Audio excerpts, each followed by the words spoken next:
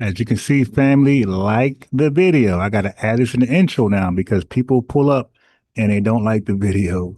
I got to, campaign. Like the video as soon as you pull up. Thank you very much, man. I appreciate it. But as you can see, this matters because the likes matters more than you think. That show me subscribe. Make no mistake, we're the only black people in y'all that only eat rat, eat cat people. You ain't black, you ain't that. Matter of fact, your black is repo, I'm taking it back. Cause y'all making it whack, faking jacks y'all from the slave, raiding the tax. Bitch, we built the foundation, our innovations were groundbreaking. You ain't wanna get down, now you're around, hating, faking. With the lineage in and out, the ground shaking. Someone say, FBA, we don't run away. We stay, we slay, we pray, we say,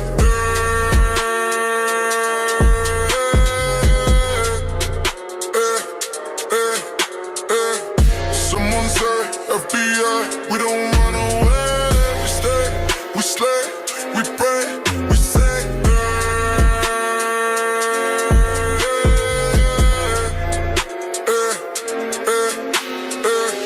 Make no mistake, we're the only black people and y'all the only eat rat, eat cat people. You ain't black, you ain't that. Matter of fact, your black is repo, I'm taking it back.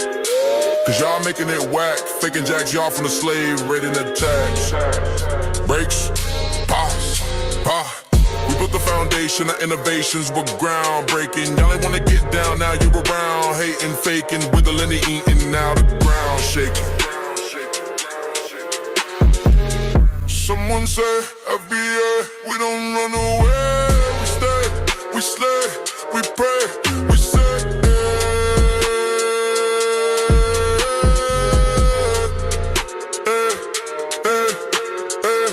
Someone say, FBA, we don't run away. We stay, we slay, we pray, we say,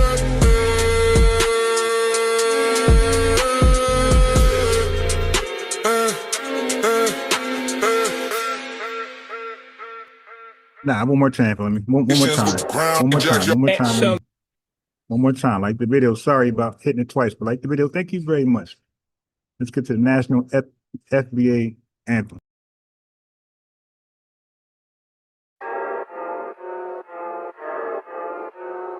That show me subscribe. Make no mistake, we're the only black people in y'all that only eat rat, eat cat people. You ain't black, you ain't that. Matter of fact, your black is repo, I'm taking it back. Cause y'all making it whack, faking jacks y'all from the slave, raiding the tax. Bitch, we built the foundation, our innovations were groundbreaking. You ain't wanna get down, now you're around, hating, faking. With the lineage in and out, the ground shaking. Someone say, FBA, we don't run away. We stay, we slay, we pray, we say,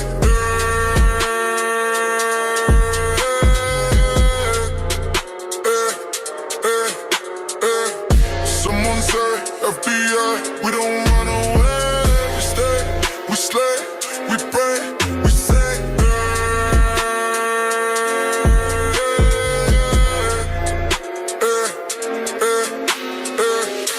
no mistake, we're the only black people and y'all the only eat rat, eat cat people. You ain't black, you ain't that. Matter of fact, your black is repo, I'm taking it back. Cause y'all making it whack, faking jacks y'all from the slave, raiding the tax. Breaks, pause, pause. We built the foundation, our innovations were groundbreaking. Y'all ain't wanna get down, now you around, hating, faking. With the lineage eating, now the ground shaking. Someone say, FBA, we don't run away. We stay, we slay, we pray, we say,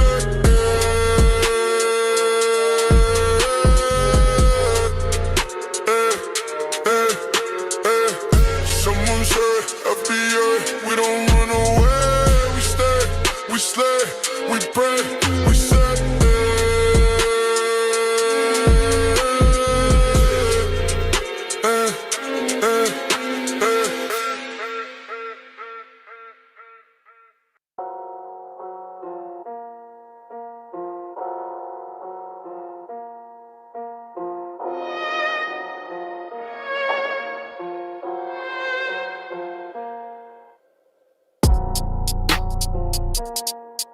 All right, all right. Let's see what we got over here.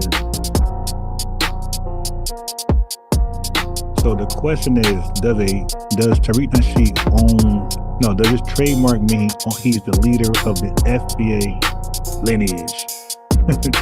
I know. The question is, it could be literal or figurative. Let me know. Do like warrior. All right. Hold on, let me turn it down a little bit while I read.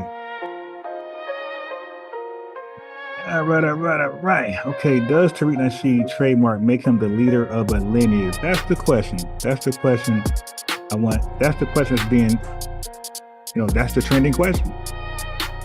FBA say no. Haters, tethers, Pan-Africanists say yeah. You did, because Pan-Africanists, they see us as an organization as rivaling them. That we're competing with membership. We're competing with the same Black Americans for membership.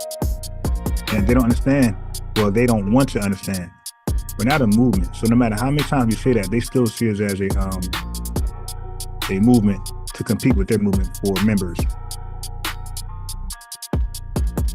Kamika, peace. B1. All right. So let me set it up. Okay, okay, I got it. Hold on, let me turn down a little more. I was just live in a different location and I got kicked off because of the internet service wasn't that good, plus the wind. So now I'm inside, place of business, trying to see what happens here. If I can continue getting it lit. We'll see. Aspiring heights, peace, sis. No, because he said numerous times. Right. So now what we're going to do is we're going to use these. Now I ain't going to say it because I want people to call in. That argue that he is the leader based on certain things. Okay, I would rather the main haters call in. Okay. We already kicked number one switchblade. There we go. Thank you, Crystal, I was waiting for you. Thank you very much. Pardon me earlier, the connection was bad. The wind, everything outside was just horrible. And then I had to move further down, because where I was at, so much music. There's music playing right now, but it's a little lower, so I'm taking a risk. Anyway, Crystal 4, here's the link right here.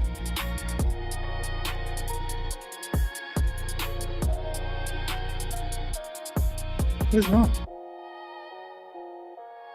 Okay, well, stop eating.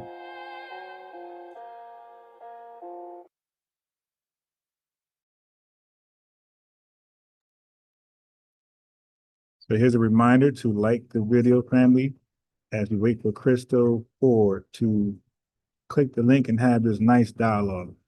Okay? Family, this is the reminders. As soon as you come in, just like the video so we ain't got to deal with this later on. The faster you like, the faster this gets into the live feed of Lineage. No, I don't want that. The faster you like, this gets into people live feed of the same lineage. You dig? And we get to have a family moment. So Crystal, whenever you're ready, let me know so I can turn the music down and let's have this dialogue. I see you there. Okay, there you go. Okay, you see me, my brother? Yeah, I see you. You're there. Okay. Okay, so before you get started, you know what I mean? Because you knew we're here. Yeah, I'm background. Not new. I've been looking at your program since you started. I'm saying like you're new to us, right? Thank you for checking us out. You're new to us. So let's get a little background from you before you go. Go ahead. Let me know. I'm a foundational Black America. I'm 63 years old. Okay. Welcome. I love the fact that how your young brothers out here and your sisters is doing that thing. I really do. And I'm just trying to get information and everything. I got my law books, my Black law books. Okay. I've been studying a lot of things in reference to that. I've been doing a lot of reading. I read The Miseducation of Negro. I read a lot of stuff. Okay. Right. All right. All right. And usually I try to be correct on what's going on, you know. So I did Mm. Google up the trademark thing, Yeah. and and I Googled it up, right? Because I know that usually with trademark, right, Mhm. sometimes you have to get permission to use someone's trademark if it's Yeah. traded. And you Yeah. have But to do you understand? Wait, let's stop right there. Do you understand the reason why anybody would trademark anything? You need to Google that. What is the yes, purpose of people? so that Okay. no one else takes that trade. No, So not no one trade, but with miss. the Okay, that mark, nobody else. Right. But listen. whatever So you right, your right. So design or right. your Hold on. name Hold or on. Right. whatever Right. ever like Let's that, hold on. they don't Just have slow down. Slow down. oh, Let me add to it because you like kind of fragmented. So people okay. trademark not only that you don't take it and use it, but also that you don't misrepresent it when you take it and use it. So for example, Right, okay, for example, the McDonald's logo, that's supposed to be about fast food, burgers, fries, and things like that. That's trademark because they don't want me to use that to let's say solicit business for pest, pest control. right. So now I'm misrepresenting the brand. Right. Okay, go ahead. So Right, we I there. Go ahead. understand it the same way like McDonald's. You know, McDonald's is a trademark. Okay. They have their trademark. So Um, so is McDonald's the leader of burgers?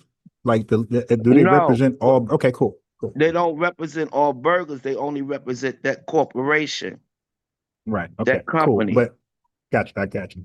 Yeah, So because I'm reading right here. It says no general needed permission to use someone else's trademark to avoid trademark infringement, which can lead to legal penalties and damages. However, right, you could use a trademark without permission in specific situations known right, as fair use, such as right. As for long as you don't news, misrepresent it, right, right, reporting, criticism, creating a parade or co- comparative advertisement. And yep. then it says, when you need permission using a Mhm. trademark in commerce, and that's business, commerce. Right, If commerce, right. right, that's business. And if you Mhm. use if your use of the trademark is likely to confuse a consumer into thinking there's an affiliation, endorsement, or connection with the trademark owner, you need permission. So Yeah, sure you Tariq do. basically is the trademark owner. Yeah, the That's what owner I'm of the trade. Okay, right. cool. That's The what I'm owner. saying. Okay, okay. Slow Owner of the down. trademark. Right, not the lineage. Right. Just hey, fix that. No, Fix that, not the man. lineage because the lineage belongs Okay. to each individual. Right, That's right. your Got it. lineage So about we're your in one accord. family Uh huh. and your family history. That's all I want to Right. say. Yeah. Yeah. You I know, agree. because I agree. I don't want to bring out no uh misinformation, and I like to be correct about what I say. Yeah. You Facts. know, and then it says consequences of unauthorized use. Using a trademark without permission in a way that causes confusion can Okay, stop result right there. Stop right there. Using it in a way that can cause confusion. That means using it against its intended purposes. Go on.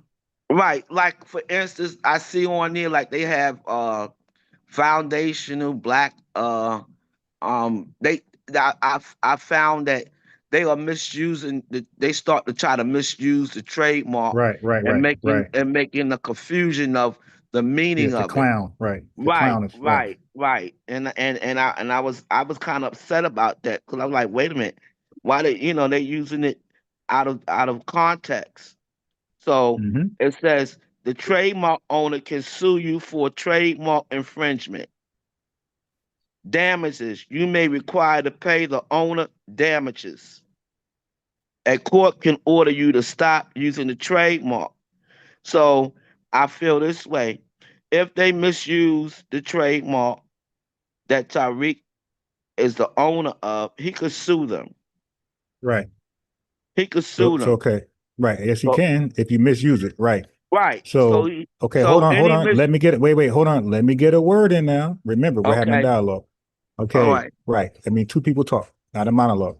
Okay, right. All right. So luckily for us, we teach and preach on code.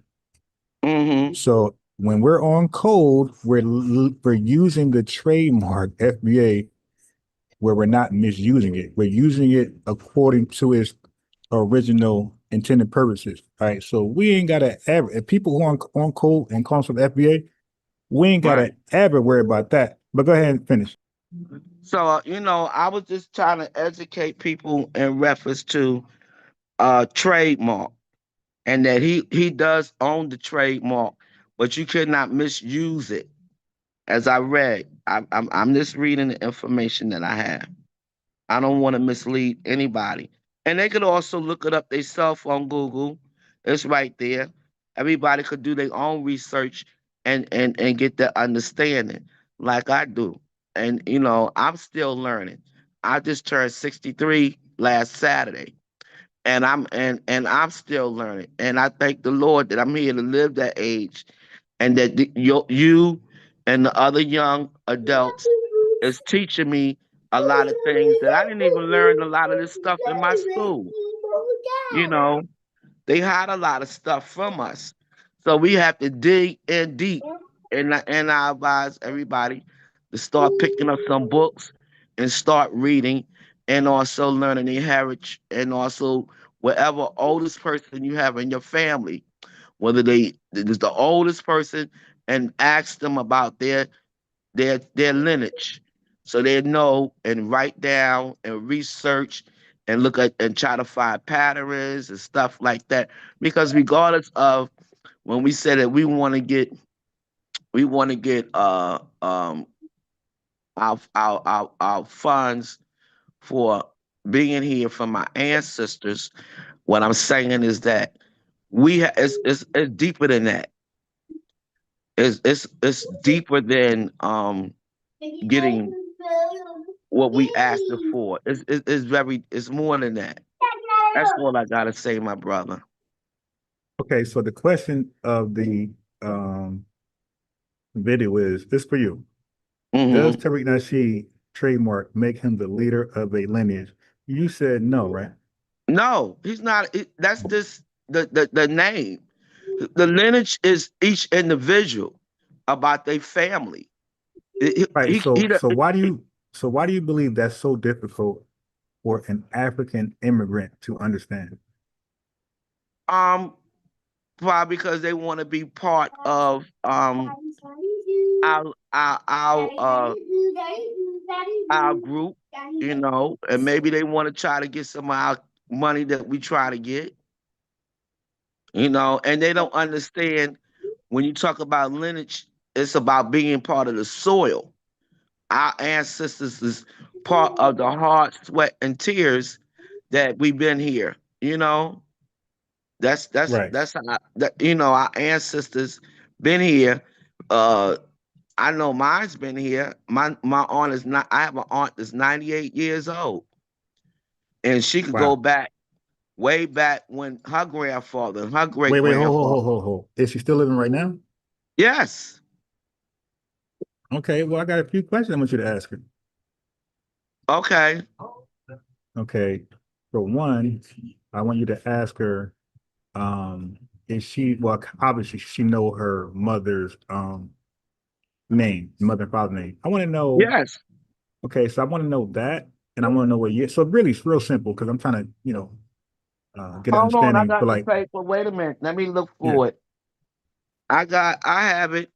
Um, her, my great grandfather had four brothers, three sisters. Last name was Copeland. One of my grandfathers was slaved in Virginia. Doing the uh reconstruction and everything. A lot of the brothers changed their names because they didn't want whatever things they was going on with their life, as far as right, being locked up and everything. So a lot of them changed their names, and so she went all the way back to uh 1851, 1898, dang, 1877. Yeah, We have the Diggs, the Harolds, and the Copelands. Yeah, my aunt went all the way back there. So I'm deep in the soil, my brother. And That's basically dope. And basically all my family came from Maryland and yeah, I was gonna ask that next. So Maryland, okay. right, from Maryland, but I'm born and raised in New York. What part? Brooklyn. Okay, cool. I Okay, I so grew are up you in still there now? No, I live in Charlotte right now. When you leave New York, do you remember how many years ago? It's been almost 40 years, but I've been Okay. back there. I've been back and forth back there, my brother. My sister passed away, so I stayed up there for 5 years taking care of her in Brooklyn. Okay. Now I was just asking about the state of New York now with the influx of so many African immigrants. But now you wouldn't be in that No, I position. just came back this February this Yeah, but year. you don't live there though, so you won't be able to really, No, you know. basically, I lived there for almost a year. Yeah.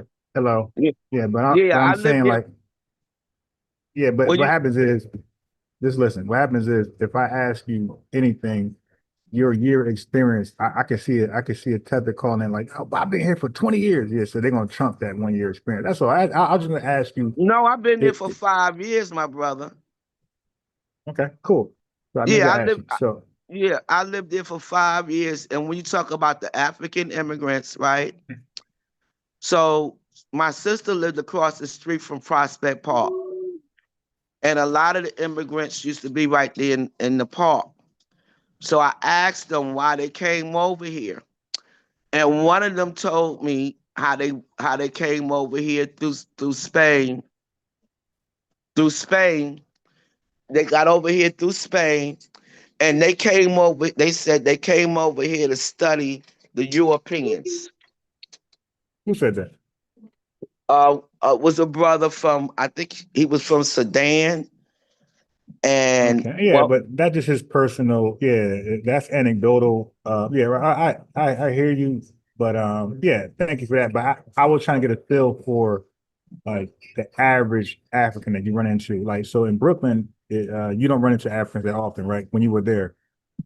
there's a lot of um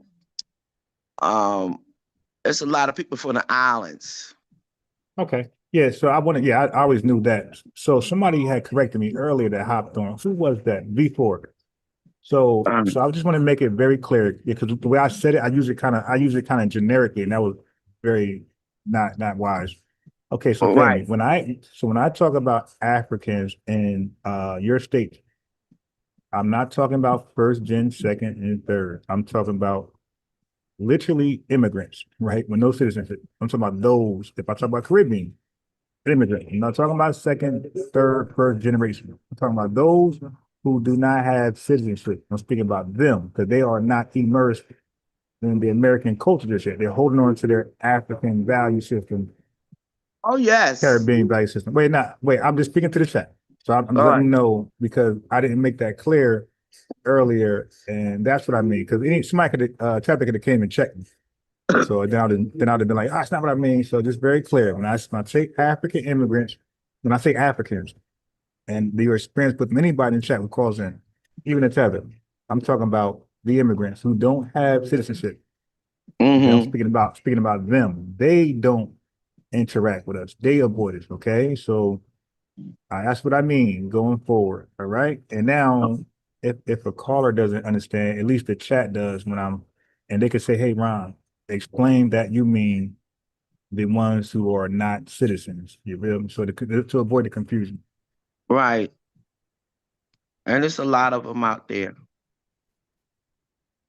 And the ones that's Yes. not Yeah. citizens, I see them when I was up there February this year. They was camping out in the park, and because they couldn't get in the shelters and everything up there in New York. Oh yeah. They dropped like a bag on the shelter, like Yeah, 170 million, something crazy. and they camp out in the parks. and everybody had, I don't know, I thought I was in India one time because everybody's riding mopeds. Wow. Yeah, Wow. everybody has moped. All the immigrants and non-immigrants up there, they have mopeds. And then I ran into one immigrant when I took Uber, and he was from what's that country? Ukraine. He was driving a better car than I had. Yeah, yeah. We're gonna speak about that a little later. So right now I'm gonna play a video. Hmm. If you're new, so I'm speaking to the chat. If you're new to the channel, make and you know, and you're not a hater or a critic, if you're from the lineage, just say you're from the lineage or your FBA, whatever you want to call yourself, but you're from the lineage, make that known. If you say FBA ADOS and Freedman, that's automatically cleared. We know you're of the lineage. But if you don't want to use the term as something else, which of the lineage, that's fine too. Just let us know the lineage. So I could give you a wrench. The wrench is for those who are of the lineage and those who may not be, but are riders. Okay, then you get a wrench, like a Mr. Louis Farrakhan, not the lineage, but he's definitely a rider. So he would get a wrench if he was to come by. All right. So so now the likes is crazy, family. Come on, man. Come on. I don't like I'm not asking for donations, super chats, cash apps. I'm saying like the video. It shouldn't be hard. Now I Like, can see if I'm like asking and for share, what like and like share. I can see if I'm asking for a cash app or super chat and I see people reluctant. I get that. That's your fine. That's coming out your bank account. I'm saying like the video. That's just click because I know what it does for the channel. You already seen it what it does for the channel. It gets people here, it gets people like Dennis Perling in the chat, like, hey, what's going on over here? And then he supports it. All right, I approve the message of this. So that's what it does for the channel. It gets us in the algorithm. And now we're competing with the bigger channels, and we're definitely able to somehow compete with the hater bigger channels. Like that's the goal, you know. So we want to shut them up, the Myron Gaines type shit, academics. The goal is to get there, and I don't see why FBAs can't subscribe to an FBA channel, enough of them, where we got the same numbers of subscriptions as the tethers, right? We made academics a millionaire. We gave them almost 2 million subscribers. We made Matt Hopper a millionaire, almost 2 million subscribers. We make Kai Cenat a goddamn gazillionaire, gazillion subscriptions. It's like why we can't put that in us? That's like crazy. Like why is it important to make everybody else successful than us? We'll put our money in other white businesses, franchises, clothing, jewelry. That's your prerogative, but we should be first in line. Yeah, that support should be clear. We rocking with our own lineage over everybody. And I guarantee you, people would be less likely to step all over us. Once they see that the lineage favors the lineage over anybody, they're less likely to speak greasy, step over us, or step on us. That's a fact. All right. So sis, just give me a second. Let me play this video. So Okay. Nod Harry says, I'm FBA from Chicago. Peace, peace, peace. Matter of fact, sis, you might want to get back down in the chat because I'm playing a lot of videos. To be honest, I got a lot Okay, of, I'm gonna get yeah. back on Okay. there. And it was nice Okay. talking to my brother, and bless you and your family. Likewise, I definitely appreciate your experience and your wisdom. And we'll talk again because I want to learn more about your aunt and All her right. experiences. And that's what I really want to learn. I want to learn about what she said her mother and father experienced, you dig, and her grandmother, if she recollect all that. Like that's what I Oh want to know wow. for You real. know what? And her mind is intact, and I would love to put her on. I'm trying to make a trip up to Maryland, and I'm going to visit my aunt since she's here.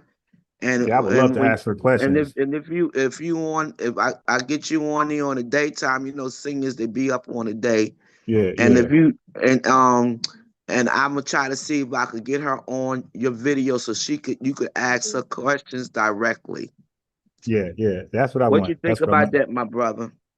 I think it's a good idea because I regret not being in the know where I'm at now. And I never got a Uh-huh. chance to ask my grandparents any questions. I'm like, damn. So I think the first chance I get to ask my else grandparents or elders, questions, I'm gonna take advantage of it. All right. So sis, Yeah. let me play the video. I want to delay too further. Okay, well, it The was chat nice is anxious, talking to you. eager. Thank you. Likewise. Let's All speak right. again. All right. All right. So shout out to the younger family. in the super chat early before the show starts. But 9.99 Lineage Law. I appreciate you, and you are welcome. You said thank you. You are welcome. So I'm wrenching up folks because not every Black American is not accepted. I'll close it up. Yeah. So because Kaz G, you're absolutely correct. Okay. All right. Let me talk about this. Blackness. And also, what do we have? Demonizing by the damn white media.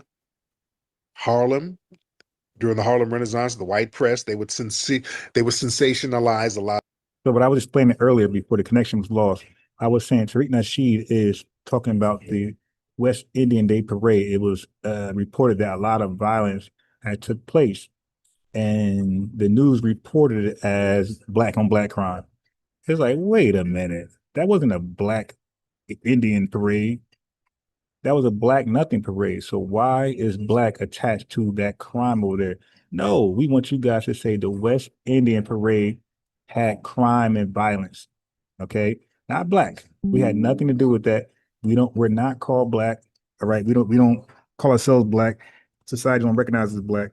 So why are we attached to something that has literally nothing to do with it? So yeah, so we resent that. Now, where the hell is my English? Okay. Yeah. So this goes on the narrative that we're going to keep pointing out first, as far as my part of it. Well, this goes on. This goes alongside the narrative that Tariq came up with. Tariq Nasheed came up with. Like, why when something negative with black immigrants, they're just black, but when it's positive, they are from their homeland, right? The black is gone. Look at this Nigerian man. He was so smart. He invented this. The black is gone. The Nigerian immigrant group is the most successful, most polished immigrant group in America. See, no longer black, and they don't say black, and they don't say black Nigerians, just Nigerians. Okay, and Sudanese people, Ethiopians, and likewise. Only when they're doing dirt or dirt is poured on top of them, all of a sudden they're black. Right? Anything would do with disease, poverty, failure, violence, they're black. Anything to do with accomplishments, greatness, inventions, millionaires, they're all of a sudden their name of their homeland. And we like, yo, be more consistent, all right? Stay where you are. You're Nigerian, and Nigerian when it comes to violence, you're Nigerian when it comes to accomplishments and success. That's what we're saying. Out of Harlem nightlife is immoral, dangerous. Framing the black identity is basically deviant. And now what do we have? We got the white media and the tethers who are constantly trying to demonize foundational black Americans. And we're radical, we're anti-immigrant, divisive.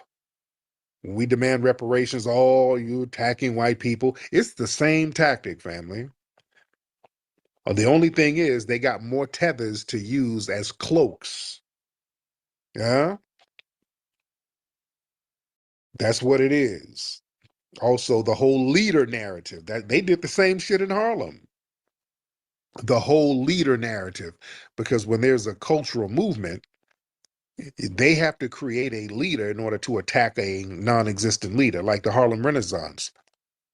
The critics and scholars, they often elevated our brother Allen Locke and W.B. Du Bois and even Langston Hughes to a certain degree as leaders, quote unquote, of the Renaissance.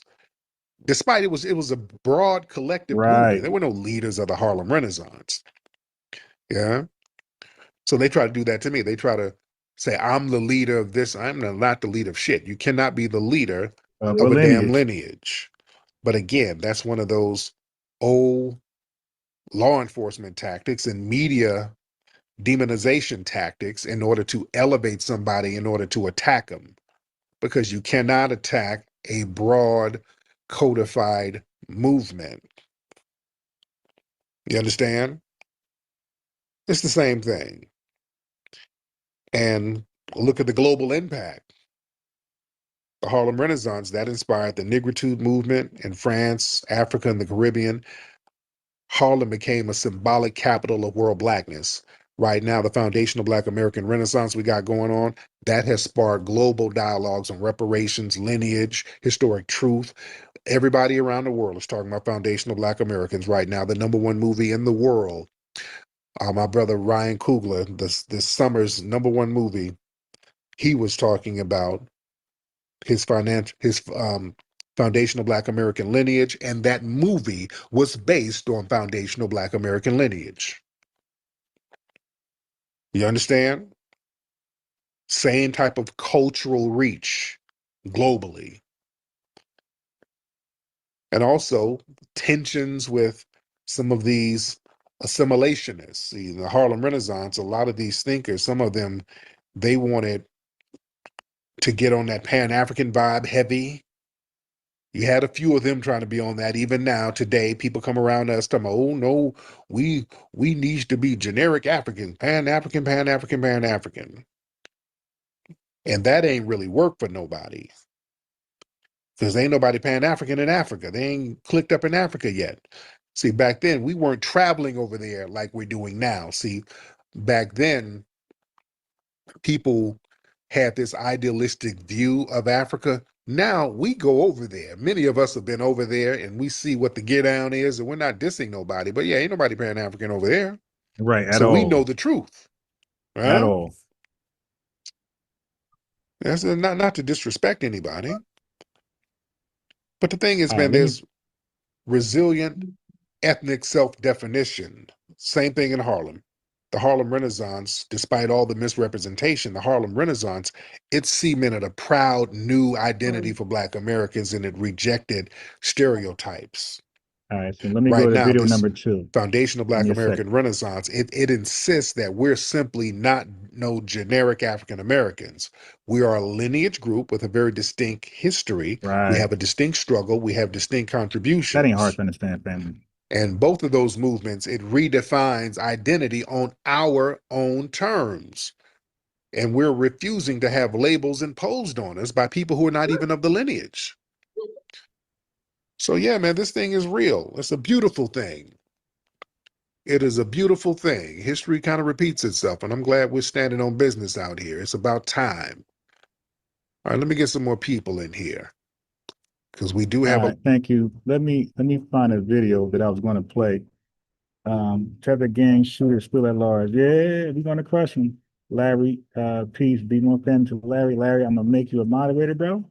All I ask that you just subscribe, like the video, hit the notification bell, and you'll know me back live again.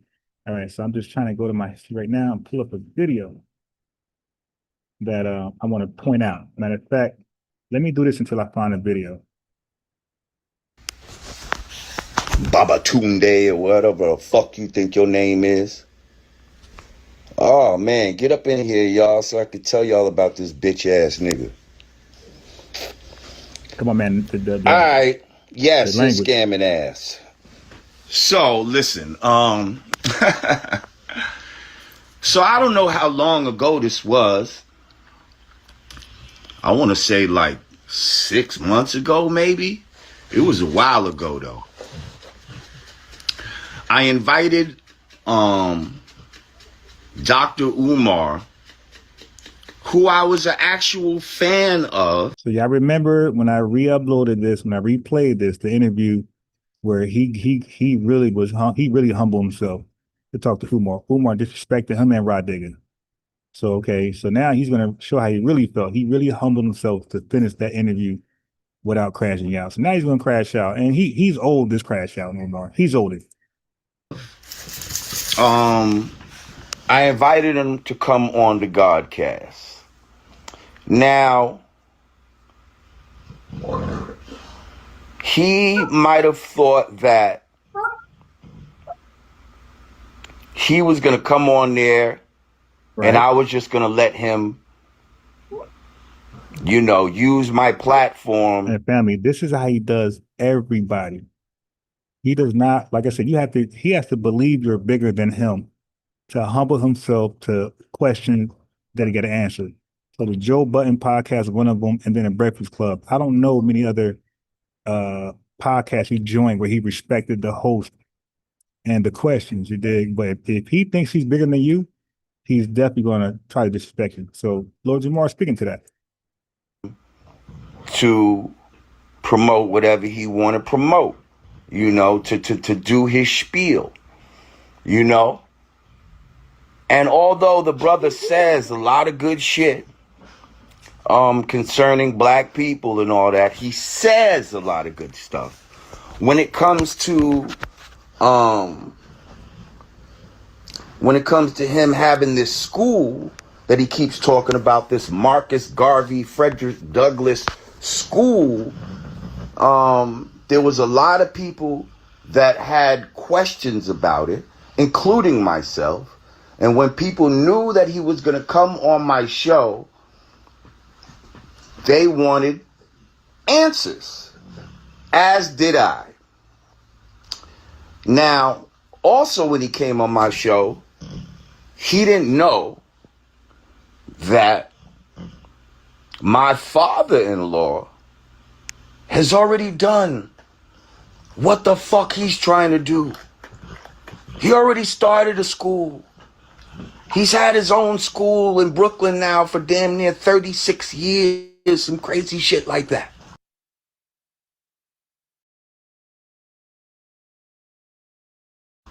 Okay? But he started at levels. And to disrespect that experience, that success, and that long term of operational and being functional was disrespectful, man. He disrespected that. And all this type of shit. And he did it with much less money. This man supposedly had $750,000 that he got from the black community over 6 years, and has opened nothing. So I brought him on my show to try to get some answers, also to offer him resources.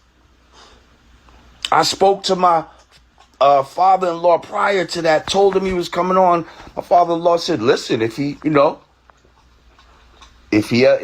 some help. You can see it for yourself. 113 live watching, 77 likes. Come on, that's ridiculous. Come on, man. We support the channel or not?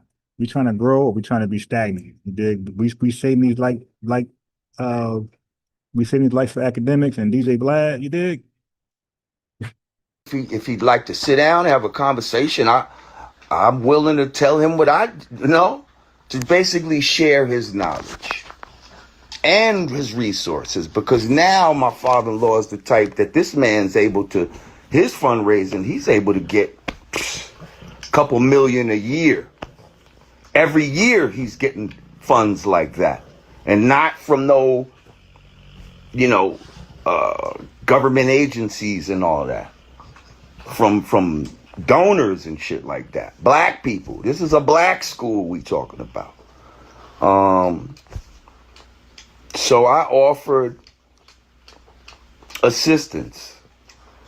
You can go watch the show. It's got plenty of views. Basically, Umar got on my show and acted like an asshole. And acted like he don't want no help. He don't need no help. And he ain't gonna give no answers if you not a donor. That's the fucking attitude he gave. And basically, he ended up playing himself on my show. I didn't attack the man or nothing like that, but he got real defensive, and he's still butthurt to this day. Hang on, I'm gonna let somebody come on real quick. I hope it's Rod Digger. Rika World. Okay. Worldwide. Okay, that's gonna be a Umar stand. All right, but let's get back to where we're at. All right. So I just wanted y'all I wanted to play that for you guys, because it made, when Umar disrespected Lord Jamar and Rod Digger, right? It was very disrespectful. It was unwarranted, unprovoked, and everything he's saying was accurate. Like, he really, really took the high road on that one. He was justified by cussing Umar out, and he didn't. So was Rod Digger. But nobody really heard his response after that. Okay, and that's it. I wanted to just show you that he really didn't lay down and never say nothing. He came back and crashed out. Okay. Anyway, Now I'm gonna play a video that I did, I believe yesterday morning with Bobby West, and right. And this is his excuse why he can't accept Tariq Nasheed, where he cannot accept foundation Black Americans as a national identity for Black Americans. So I want y'all to hear out this crazy logic, and then we're gonna put this logic to the test. We're gonna see if it's sincere, any merit there, or he just a flat out hater. I'm gonna say it's gonna shock you. But what I'm saying is you have not addressed the point of, which is essential, right? Like when you say African American, we can verify that we was on those slave ships and came to America, thus Americans, and we built this motherfucker. Not all African Americans. Okay, no, the ones that don't have a lineage, See, but they have it's become confusing. Let me finish. It's actually not. Let me finish my point. It's actually not. Because like you said, we have to prove our lineage. Bet. But a FBA ain't no such thing as an FBA based off of the misinformation around it. There is no historical documentation that says that there was an indigenous Black people in America that mixed with Africans from Africa to form that. There's no such thing as that, bro. That's a made-up pseudo-scientific nonsense, and it's not religious. It's part of the quote-unquote foundation history of what y'all trying to do with the FBA. Y'all got to change that, bro. You might get a few more people. No, we don't. But until y'all don't address No, that, not. that's pseudo. No, It's pseudo. wait, few more It's a people. Okay, so then he came back on and kind of said something similar. So let me try to get that.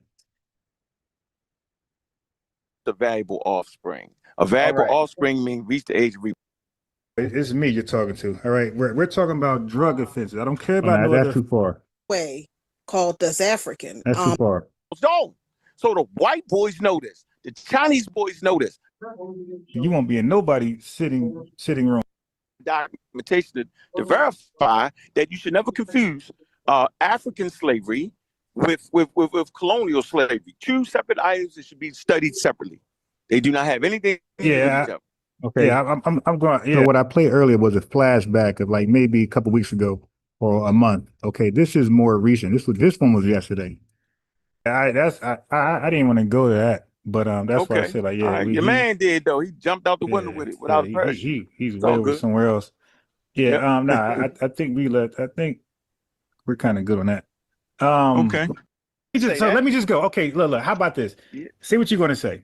Because I don't want. Are you? Okay. I asked. No. Hold. This is what I'm saying. I don't want to do that because I see where it's going. Yeah. I'm gonna ask both of y'all. Okay.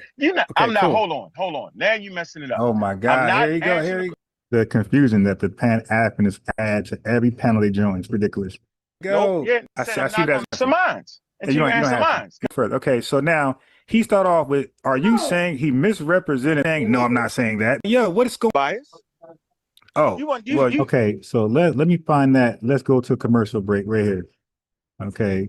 For those who haven't seen this is breaking news to you. So when we say that these folks, when we say what they do factually in their country, which is eat bushmeat and rats, monkeys, and when Tariq Nasheed be clowning and say zebra, he's laughing, but this is true. Listen to what happened. Okay, so now these folks are in America.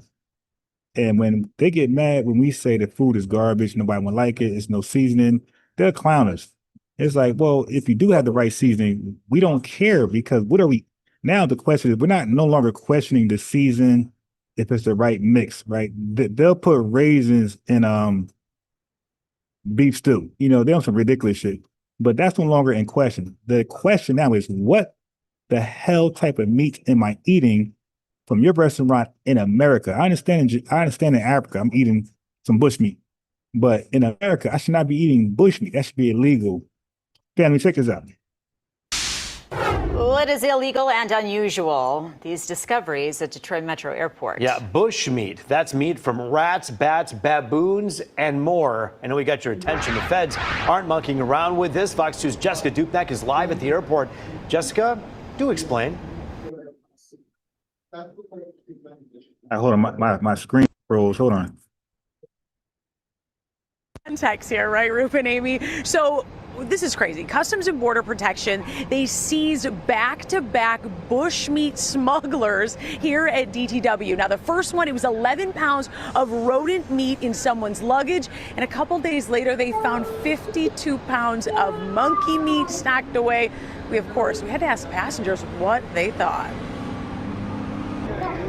Oh, that's gross. The faces say it all. Oh, well. What do you think of that? That's disgusting. Back-to-back seizures of bushmeat at Detroit Metro Airport in 1 week. First, 11 pounds of rodent meat in the bags of a passenger coming from Togo in West Africa. That is Togo in West Africa. This ain't fake news. This is real news. Okay, this happened 2 weeks ago in America. All right? It's not appetizing at all, I would say. I do like red meat, though. And next up, the headliner, Customs and Border Protection uncovering 52 pounds of primate meat. That's a lot of monkey meat.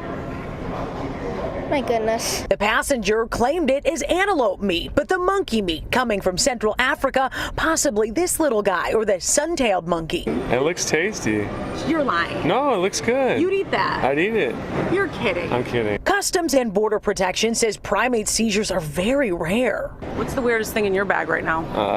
No comment. We had to ask. What's the craziest thing you've eaten?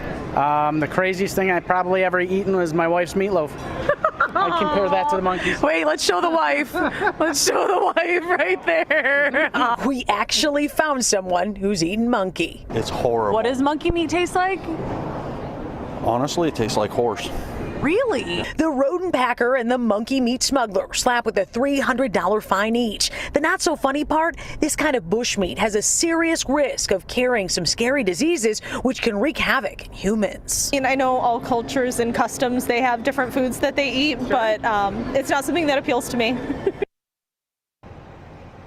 Yeah, fair enough. This could all be a delicacy somewhere else, but our unofficial poll here at DTW, it was not a delicacy to these passengers. Now, Customs and Border Protection says that they find all kinds of things. They found some live snails recently, animal skulls, and in most cases, it's not malicious. Now, I didn't know that. That missed me. I didn't know the other creepy, disgusting stuff they found. Wow. And they're smuggling it over here. This is ridiculous. It's a misunderstanding. Reporting live in Romulus, Jessica Dupnack, Fox 2 News. And Jess, that's exactly what I was going to ask you. In these two cases, these sort of back-to-back cases, did the folks trying to bring this in know that they weren't supposed to have it? Were they trying to smuggle it into Metro Airport, or did they just have it in their bag because they were coming to visit and giving someone a delicacy gift? Yeah, interesting gift there. In the case with the rodents, it sounds like it was a misunderstanding, but in case of those monkeys, if you remember from this story, 52 pounds of that, they said it was antelope, not primate, so it does sound like something maybe a little nefarious going on with that one. Wow. All right. Well, thank you so much for that one. Jessica Dupnack, always interesting.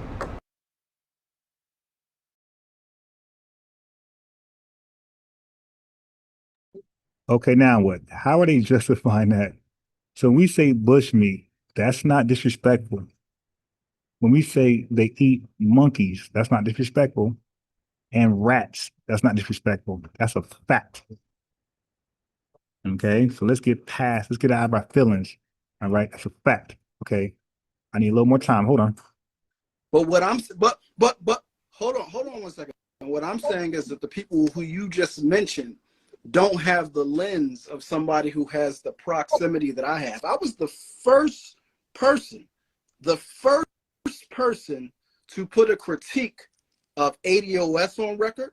I was the first person to put a critique of FBA on record. At one point, Tariq and I, we followed each other on Twitter, and I tried to, reach back channel to say, yo, bro, like you seem like you negating everything you once stood for, but that's neither here nor there. But I want to say that I was also the first person to publicly disassociate myself with Tariq Nasheed publicly in November of 2019 when he posted a video on his Twitter page of an African brother being beat down in New York by what he referred to as an FBA brother and celebrating the act. When he did that, that is nothing that the Kaba community wouldn't co-sign that. Dr. Ma'at wouldn't co-sign that. We all not going to agree on every single thing. it's not. It's not about agreeing. I'm talking about. I'm not saying they agree with celebrating one black person beating up another black person. I'm saying they agree with us self-identifying and using our own term to identify ourselves in order for us to get what we're supposed to get out of the United States government. That's what it's all about. It's about countering the fact that we've been under this benign neglect policy, basically by the Democrats and the left wing of white supremacy. They're the ones that have been practicing this benign neglect policy. All these other terms that we've been referred to as have worked against us. And so all we did was codify a term that nobody can latch themselves onto to be able to say, when we need A, B, and C, this is the group that we're talking about. We're not talking about all these. Now, what he explained it is a typical stance of an FBA Adolf Friedman. There should be no rebuttal to this, but let's see. Other groups. We're not talking about people who immigrated over here. We're not talking about minorities and people of color. The group that we're talking about are foundational Black Americans. Those of us who descended from the people who built this country. That's who you are. So I'm glad you said that, because I prepared some questions. So the first question that I had prepared was, what's the political significance of the name FBA? So you just answered that question by saying that it's aiding in the fight for reparations. And the second question, partly, all right. So, and then the second question I was going to ask, we both African American, right? So there's a statement, within our culture where we say, if it ain't broke, don't fix it, right? So, what exactly? And I want, because you just stated it, but I want you to clarify your point. What exactly was FBA the fix for? FBA was the fix for the broad and ambiguous terms that we've accepted over the decades and centuries that have worked against us. In order to achieve what? It's a counter from people being able to tether themselves to us. People that look like us, that migrate over here and blend in with us, and they get in political spaces and they start speaking for us, saying what we don't deserve and what we don't need. That has become a major problem. We see it all throughout the political spectrum, both sides. So let me finish answering your question. Okay. You have people all throughout the political spectrum, all up in the Congressional Black Caucus and all of these other groups that are supposed to represent us, who are non-foundational Black Americans, and they work against us. They are diametrically opposed to what we're trying to achieve. And so he said, okay, the problem is these terms that we're using, everybody fits under these same terms. If we call ourselves African American, well, shit, Elon Musk is an African American. What's the difference? All right, so let me. Yes, the brother did good. He's clearly articulating, expressing our standard talking points. Let's see rebuttal. Then we're going to go with the trademark. All right. Let me just ask a. According to what I just heard, you have so I said, if it's not broke, don't fix it. So you said that the need for the FBA fix was because it allows for clarity for folks to be able to identify who we are, which I'm assuming, right? And you correct me if I'm wrong. I'm assuming you're saying that because if they can identify who we are, what they can, give us reparations, like what is it exactly that we need them to be able to distinguish us between others for? Like, what is that going to help us achieve? So reparations is absolutely on the top. What's going to help us achieve clarity? All right. I mean, I don't even know what's the big deal of being unique like everybody else, bro. We are different. We had an ethnogenesis like everybody in the island. And as a result of that, everybody have a unique identity that differentiate them from somebody from Africa. Okay, real simple. That's what it's going to solve. All right.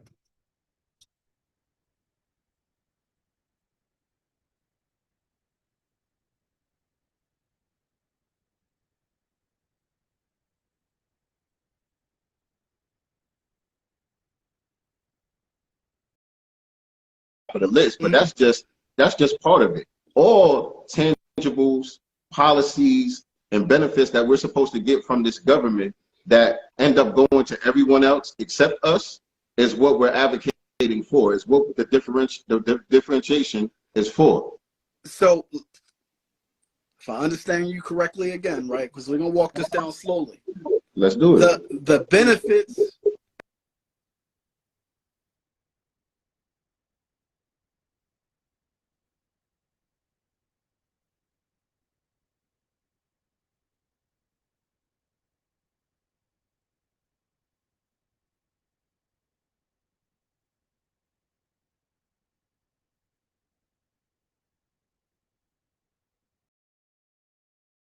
and tangibles that we are supposed to receive, we haven't received because they haven't been able to properly identify us. Not because they haven't been able to properly identify us, because they've been running the game.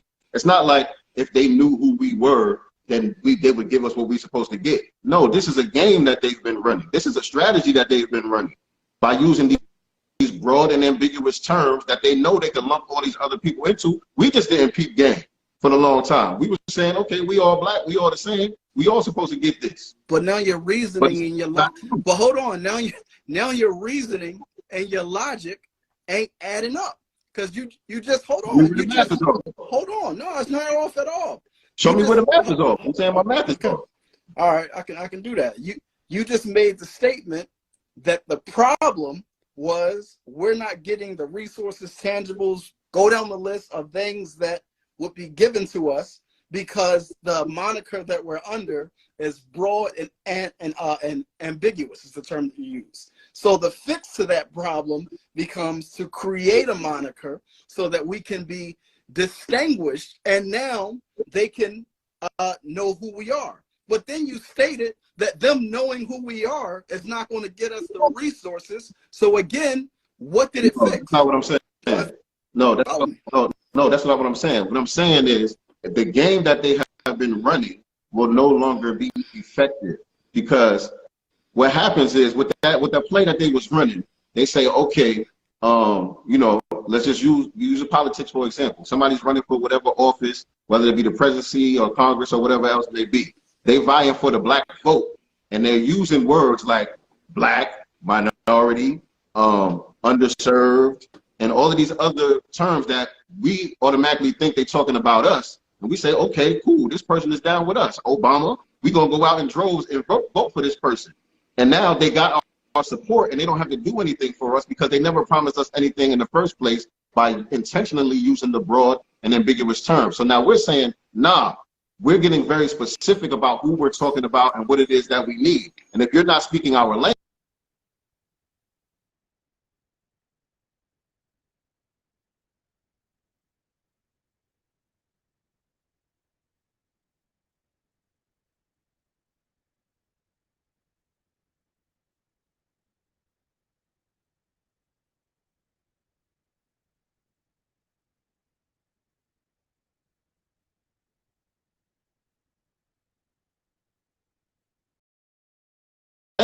then you're not going to get our support.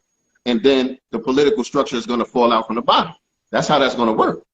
Because especially when it comes to the Democrats, they cannot win an office without our support. They can't win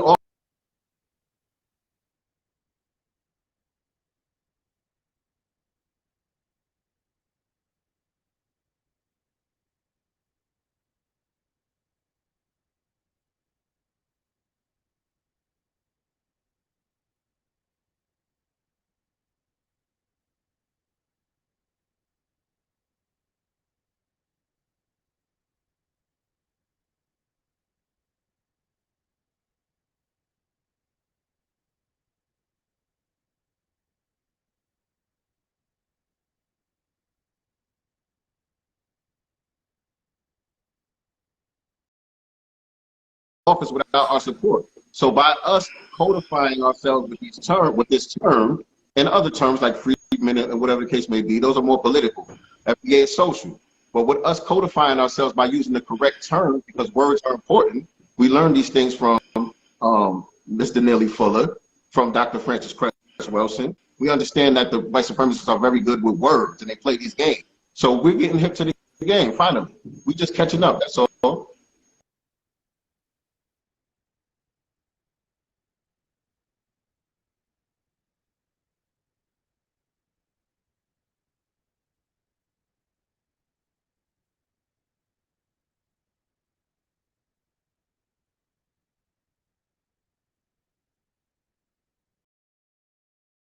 And also on a social level, it's effective too, because you have people that are latching on to some of our cultural achievements and saying, oh, those achievements belong to everybody, when certain things are specific to us. Everybody didn't create hip hop. Everybody didn't create jazz and R&B and all of these things. These things are specific to us.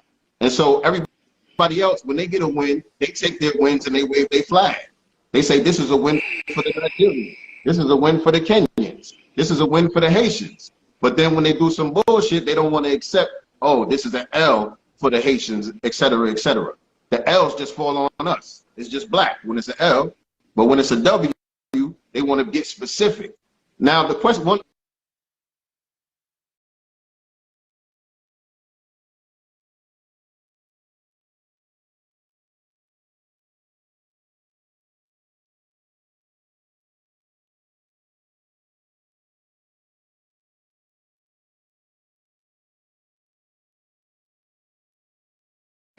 You was already You in the didn't say damn car. that. Your man did say that. Okay. Ask him again. He was like, we don't need to know that. What are you talking about, man? Stay coherent in the conversation. Bro, you didn't say who you're talking to, because we're both Man, talking. I'm responding to the person that last spoke.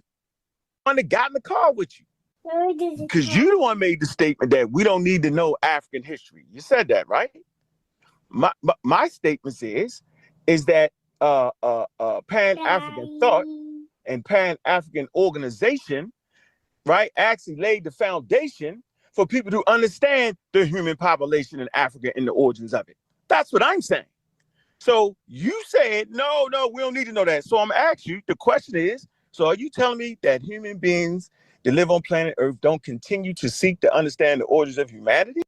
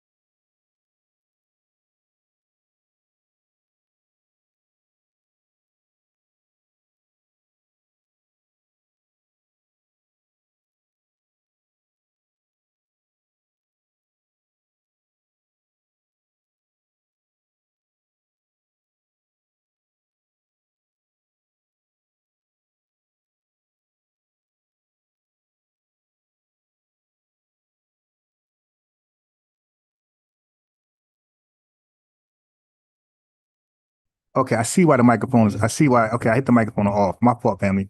I'm talking and the microphone's off. I just seen it. So anyway, my fault. My fault. Forgive me for that. Okay, I'll make a cognitive effort to make sure the light is on. Because there's two ways to mute myself. I can hit the Zoom mute button, and then you could tap the microphone and you're muted. So I do both interchangeably when I want to mute, based on its convenience. And then I see one is working. I don't check both. They both got to be unmuted for me to talk, but they both don't got to be muted for me not to be heard. So that's the problem here. Okay, so I was saying that Unc on the right in the red shirt, what he does is this. He's saying, so he understands that FBAs, the people, he understands FBA origins is coming over from a slave ship. He also agrees that FBAs, when we are over here, we intermix with the indigenous peoples. He won't disagree with that. What he's going to disagree with is that FBAs were already here. Some of us were already here before the slave ship, right? He's going to say that's pseudo, that's unscientific, blah, blah, blah. My rebut to him is this. Okay, brother, you agree that we came on slave ships. You agree that when we over here, we mixed with the indigenous people. You don't agree that we were already here All right, cool. All right, let's hold that argument because I can deal with that. Okay, so brother, so for the people who are saying that the FBA and they were already here, are they not FBA? He's going to say what?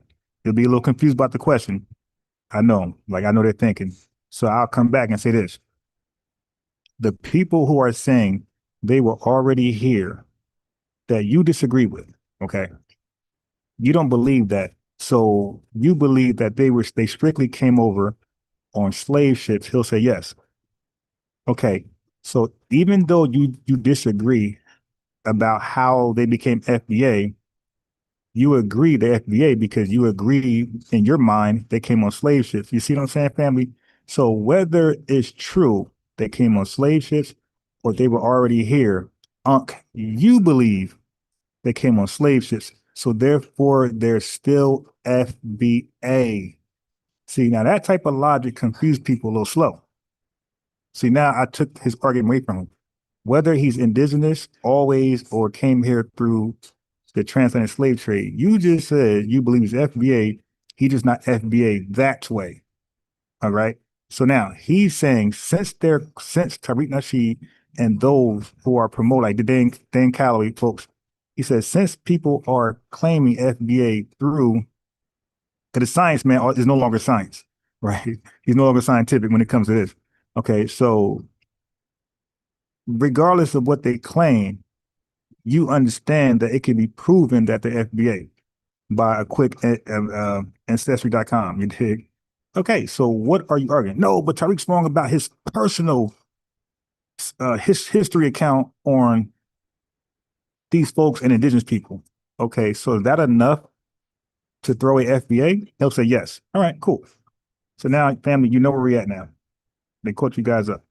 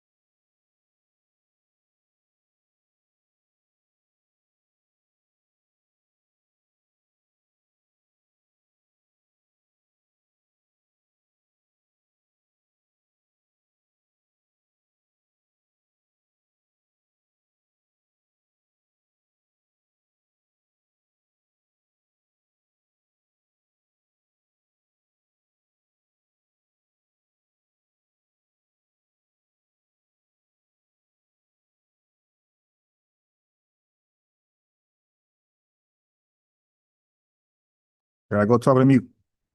Okay, so because of that logic, back on me, I don't know, I didn't click mute this time. Okay, but because of that logic, that they believe, okay, so we believe, some of us believe, let's say some of us, because 43 million, we believe different things, but there are three things on the table for FBAs, right? Standard things, which is we came here on slave ships only. Some believe we came here on slave ships and mixed with indigenous people. And then some people believe they were here only, right? They had nothing to do with slave ships.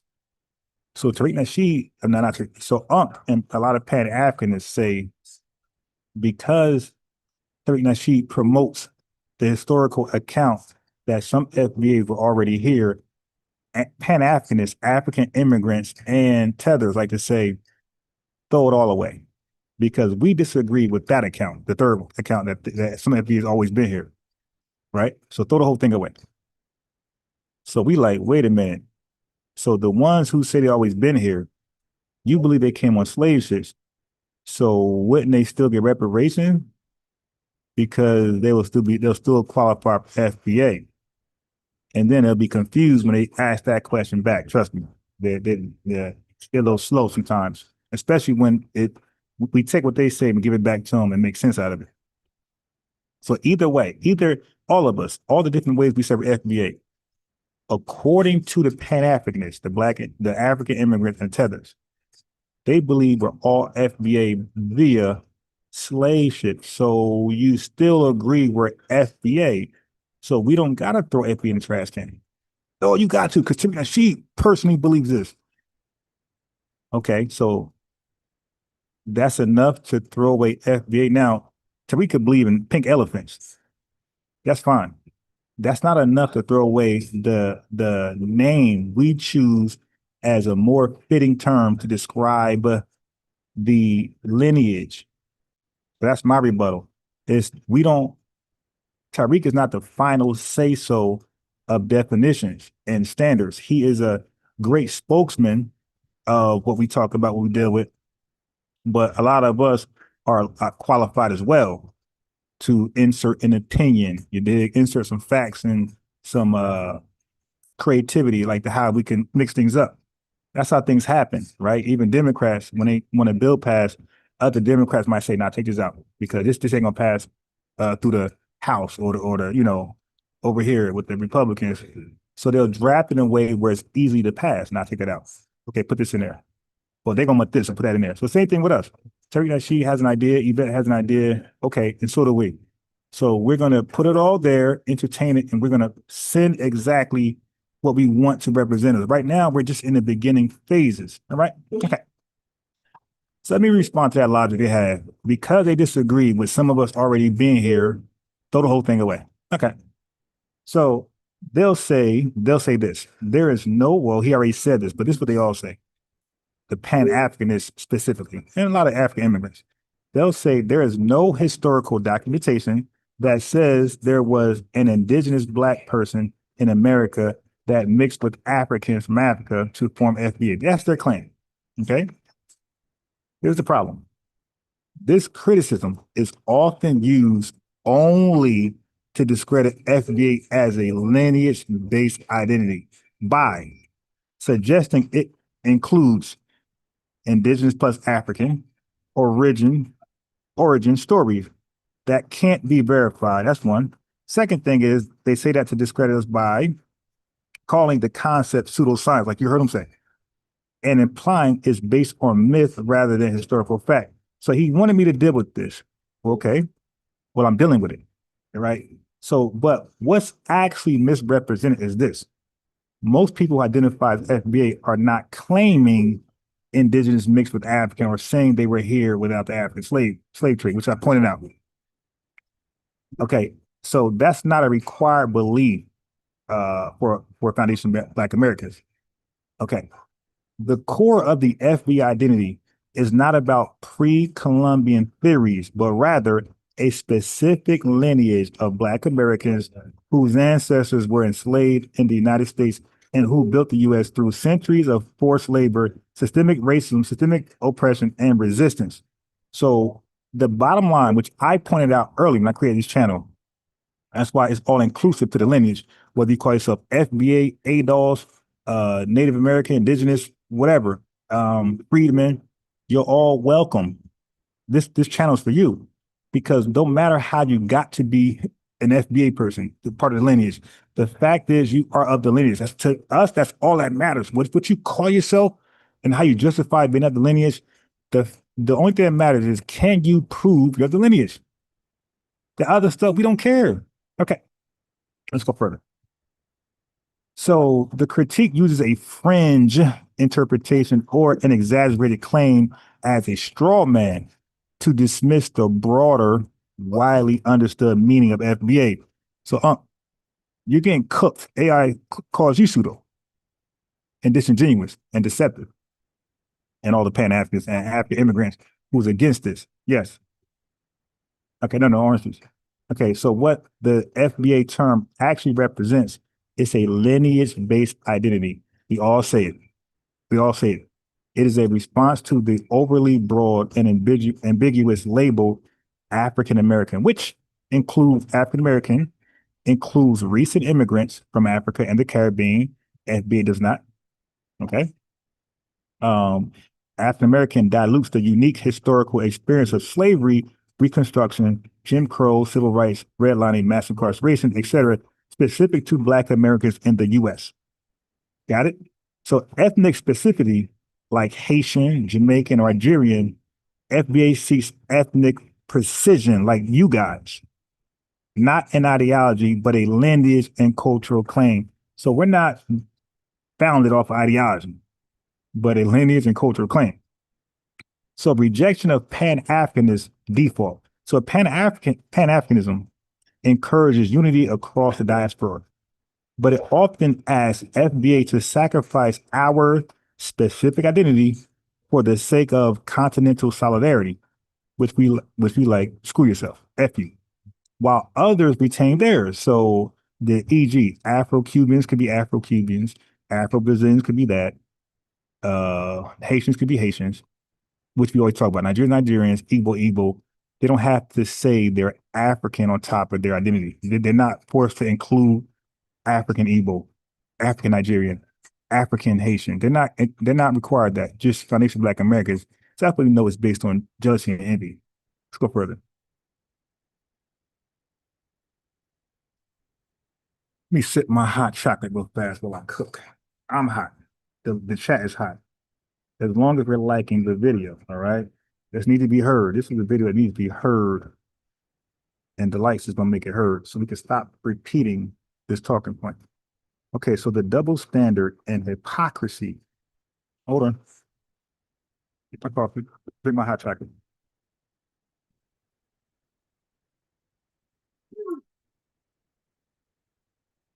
Okay. So Pan-Africanists defend New African or Afro-American as political terms. We heard that, e.g., Republic of New Africa, OAAU, which is Malcolm X, etc. But they criticize FBA even though it serves a similar purpose: identity, self-determination, and political clarity. That's what FBA serves. Okay, that's our purpose. So Melvin Charles, who I did a live on earlier, he created the Black American Heritage Flag in the 1960s, an explicit identity claim for Black Americans only. But nobody claims he was trying to lead all Black Americans. FBA is not a cult or a political party. It's a term that caught on because it resonated with Black Americans who wanted to clearly separate themselves from immigrants who did not share our history. If FBA cannot be accepted as a neutral lineage term, then why are African American, Afro-Caribbean, or New African considered legitimate? That's a question back to you. Why are those legitimate? Okay. Is it really just is it really about Tariq hate? Is this all coming down to just hating Tariq? That's the question. Is the rejection of FBA as a exclusive identity for Black Americans, is it really just because you hate Tariq Nasheed? People don't attack the substance of the FBA identity. They attack the personality they associate with Tariq Nasheed. But Foundation Black Americans choose to adopt FBA because it clarifies our distinct historical path, not because we were told to by our so-called leader. As was noted, nobody calls Melvin Charles the Black American Heritage Flag owner, or William Ferris, Freedmen's Bureau Studies, or John Henry Clark, Black Studies Movement, the leader of a lineage. Oh yeah, we're going there.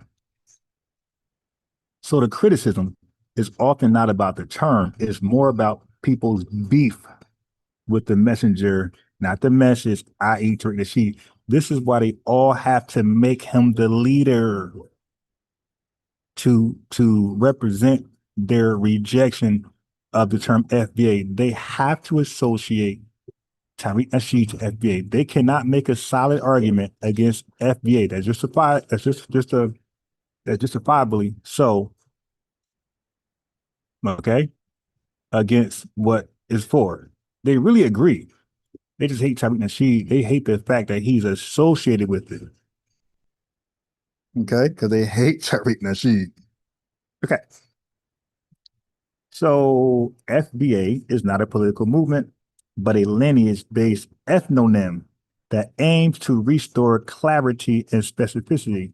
Rejecting FBA while accepting broad African affiliations, often applied selectively, of course, is contradictory, especially when Haitians identify as Haitians, not African Haitians, not Black Haitians.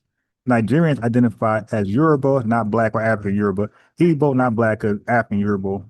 Igbo, and Edo, not Black and African Edo. Jamaicans aren't calling themselves African Caribbeans, African West Indians, Black Caribbeans, Black West Indians, or Black Jamaicans or African Jamaicans. They're African Jamaicans. They're simply saying we're Jamaican and we're from Jamaica. We're not from Black Jamaica. We're not from African Jamaica. We are from Jamaica. Okay. So critics refuse to accept that FBA is a response to the dilution, not disunity. Okay. So the bottom line is this. FBA is a cultural correction, not a conspiracy. Okay. So Unc said what he said. He misunderstands the purpose of FBA on purpose, and so does this guy right here. So does that guy. They misunderstand it on purpose, family. Or they choose to misrepresent it. This is what they all do. FBA is about ethnic self-identity.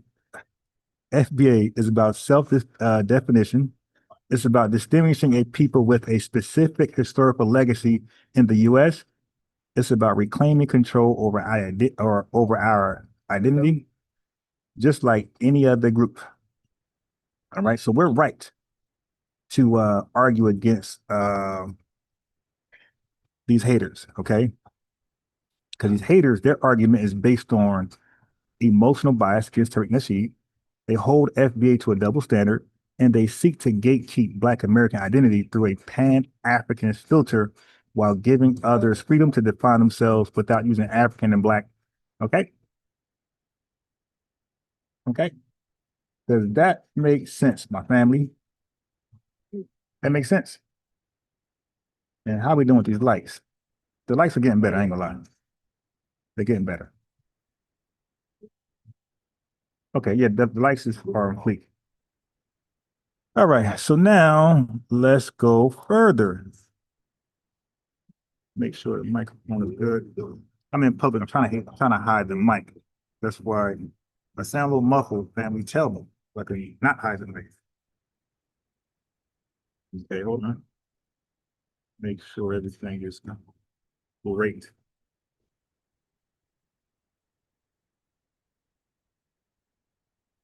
The mic is good, but I kind of regret it because you just touch it and the shit go mute. Okay. How about this? Let's go further. I want to bury them completely when they condemn FBA because they condemn Tariq Nasheed. Hold on. Get some more hot chocolate because it's not hot right now.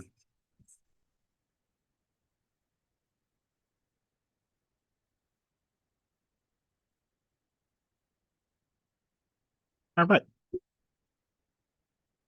All right. So again,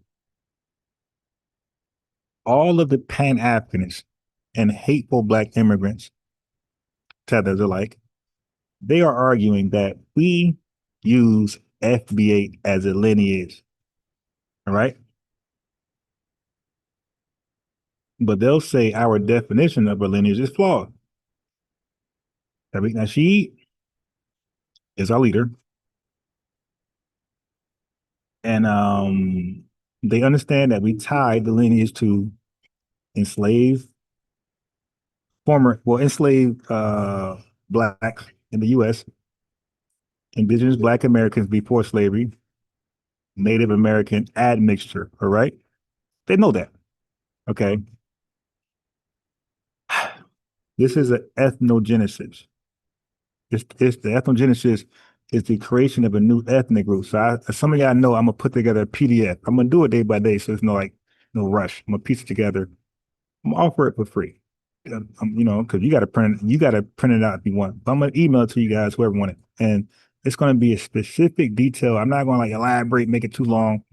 It's gonna be a bunch of bullet points and small explanations, giving y'all, educating you guys of what it's all about and what it's not about, and small tasks and rebuttals to these cornballs.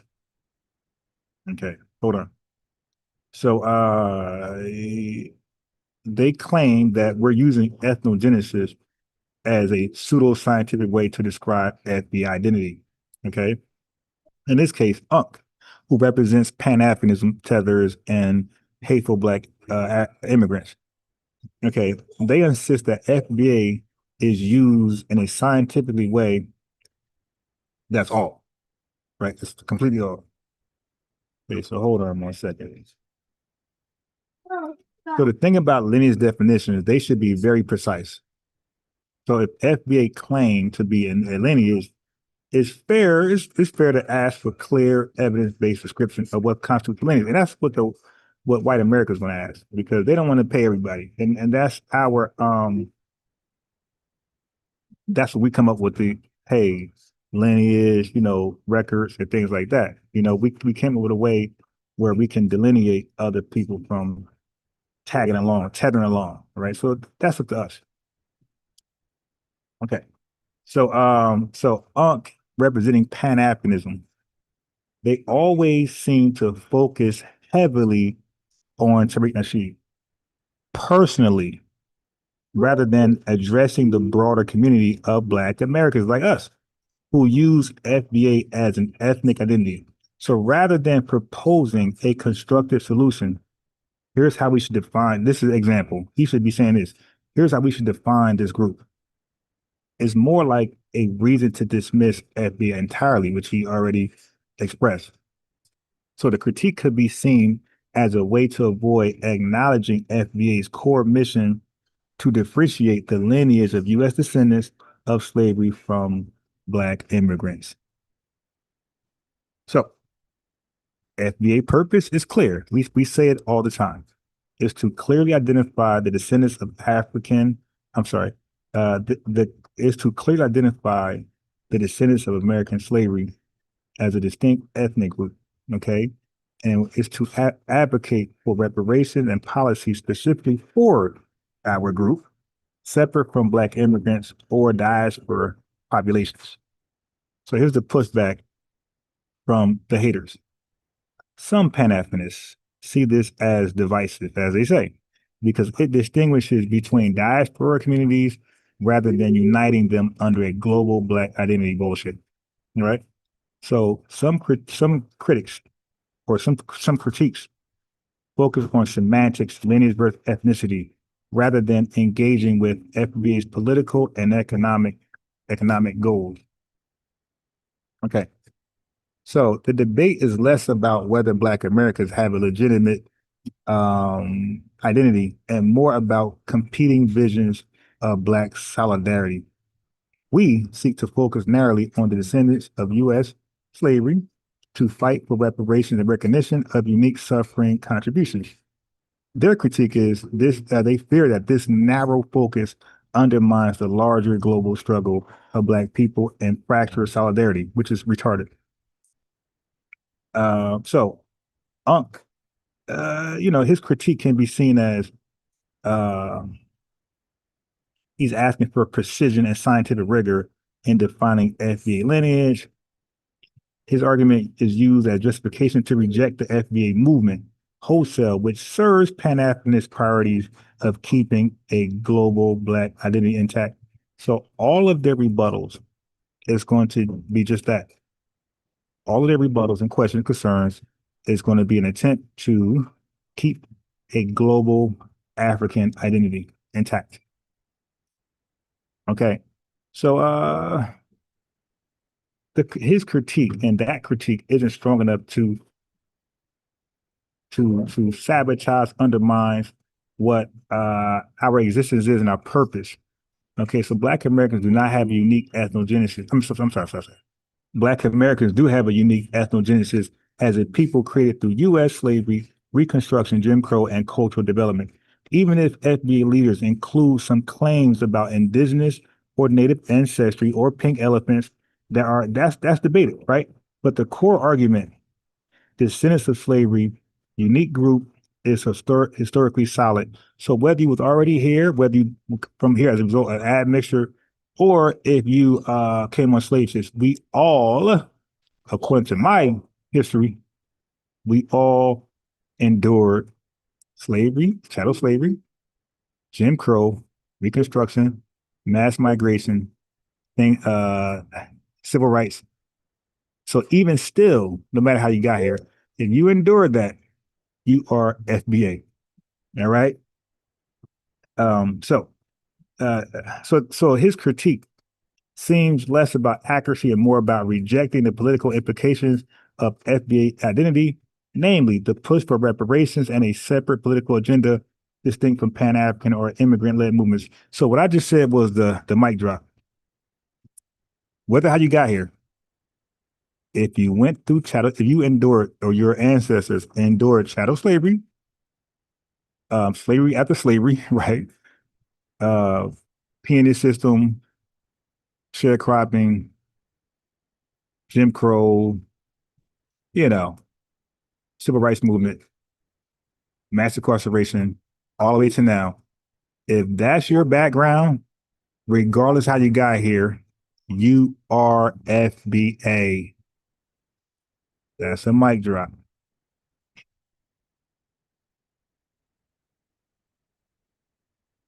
Let me read some of the chat now. That's a mic drop.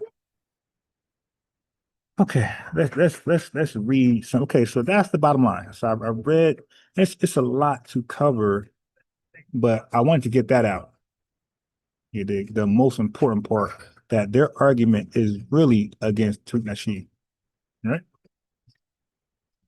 So I read earlier about the trademark, and we discussed it here. But earlier live, I went more in depth of the trademark. What good does it serve when you're trying to establish a lineage-based reparation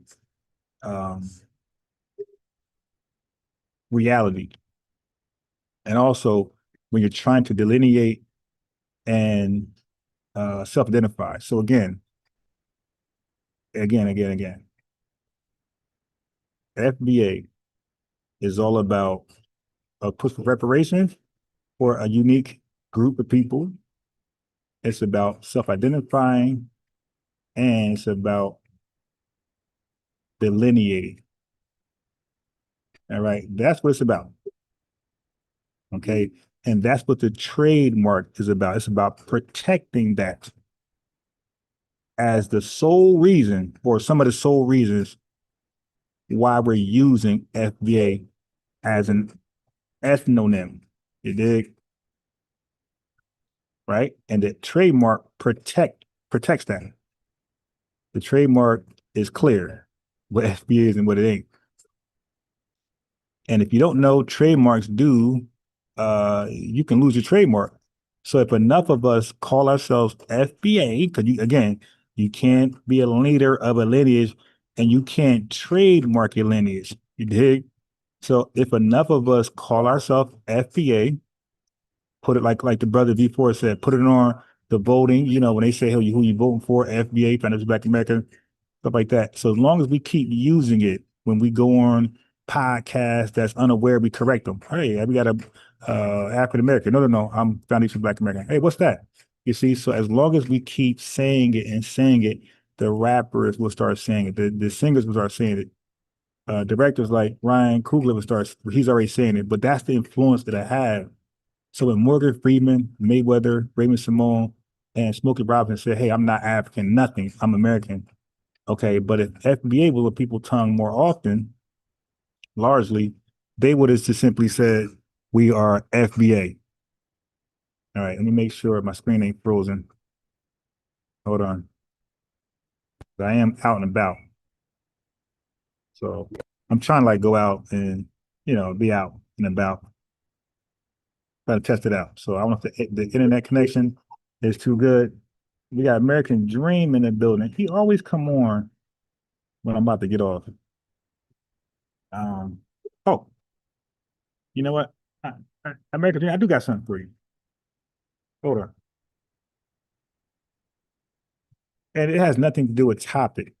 It's like there's no, well, matter of fact,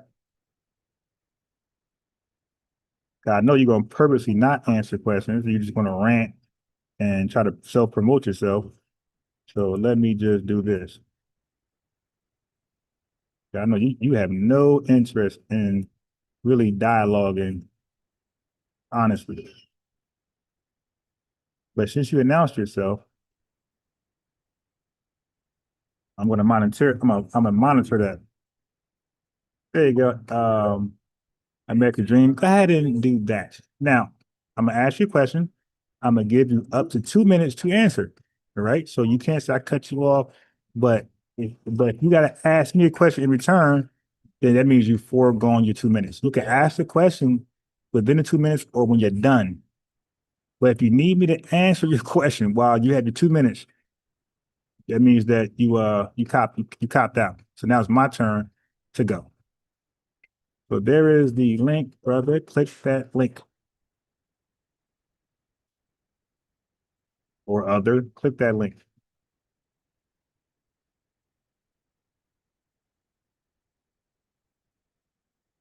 All right. So we're gonna have the brother on or the other on in a second.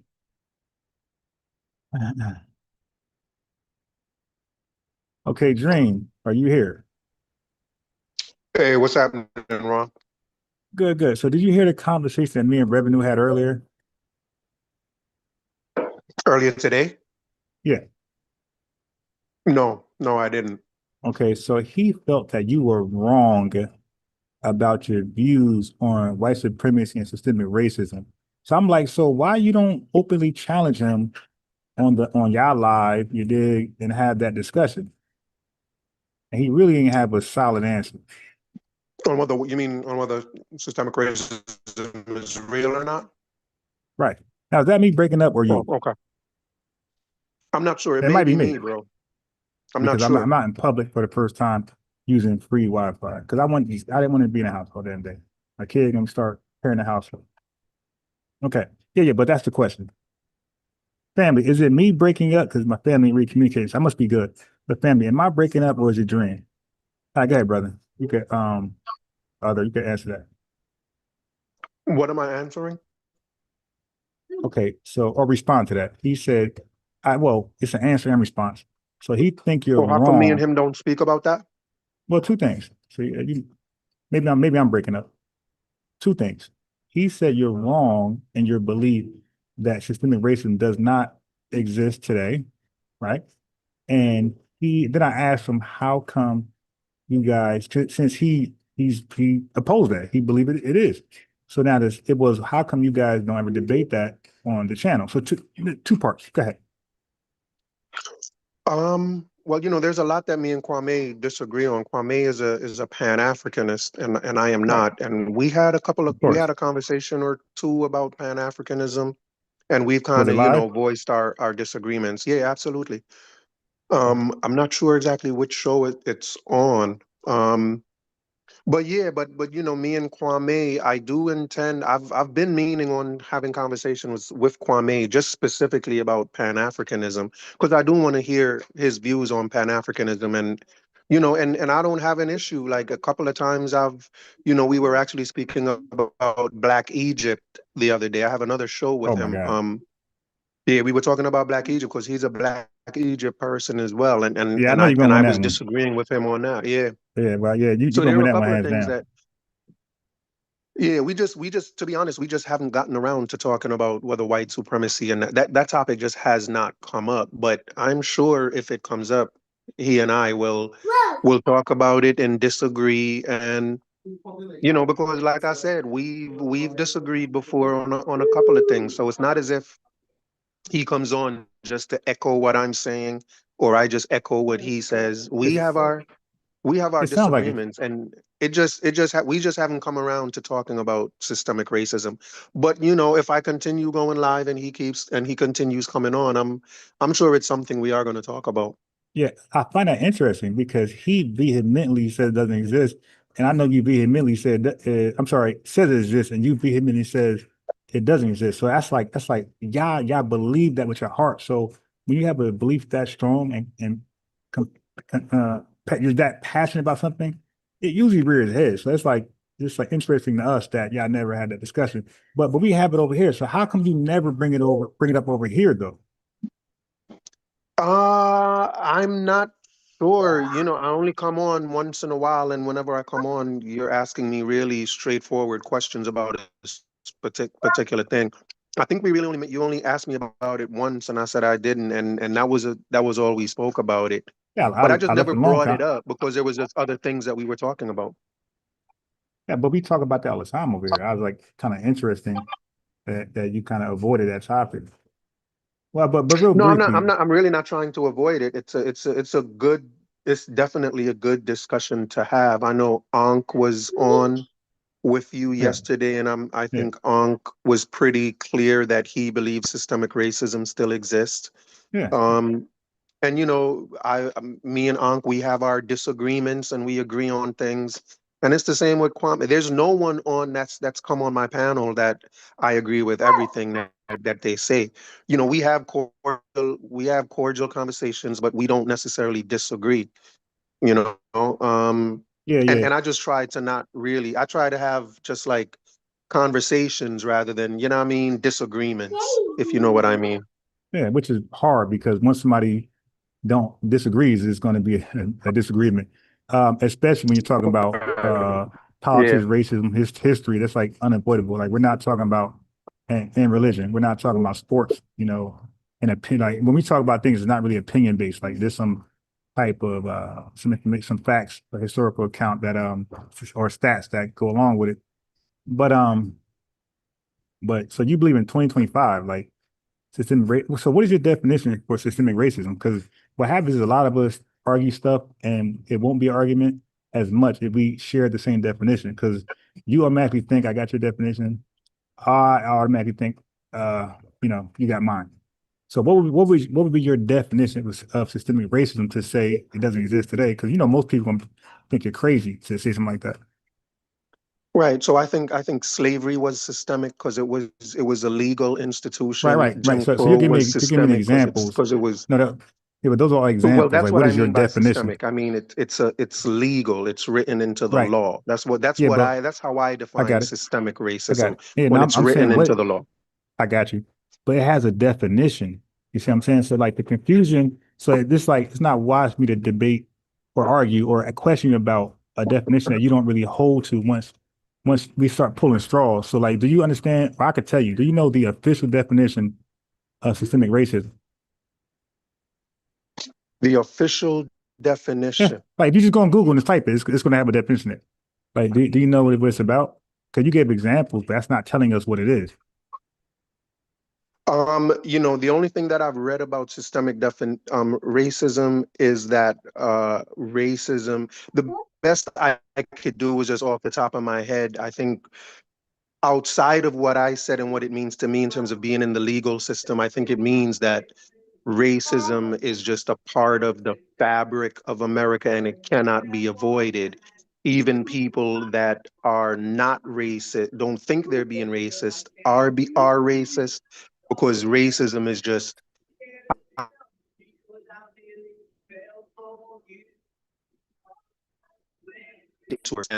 consciously, um, Yeah, do that's a do I long ass answer, agree bro. with God that? damn. I don't know if You're that's a breaking up wrong for answer, you one. said? No, I ain't say that. You're breaking up for one, and that you're being very long-winded. It's not that serious, bro. Oh Okay. wow, I didn't think I was I was just being long. asking for a I didn't think direct. I spoke for 20 Yeah, because seconds.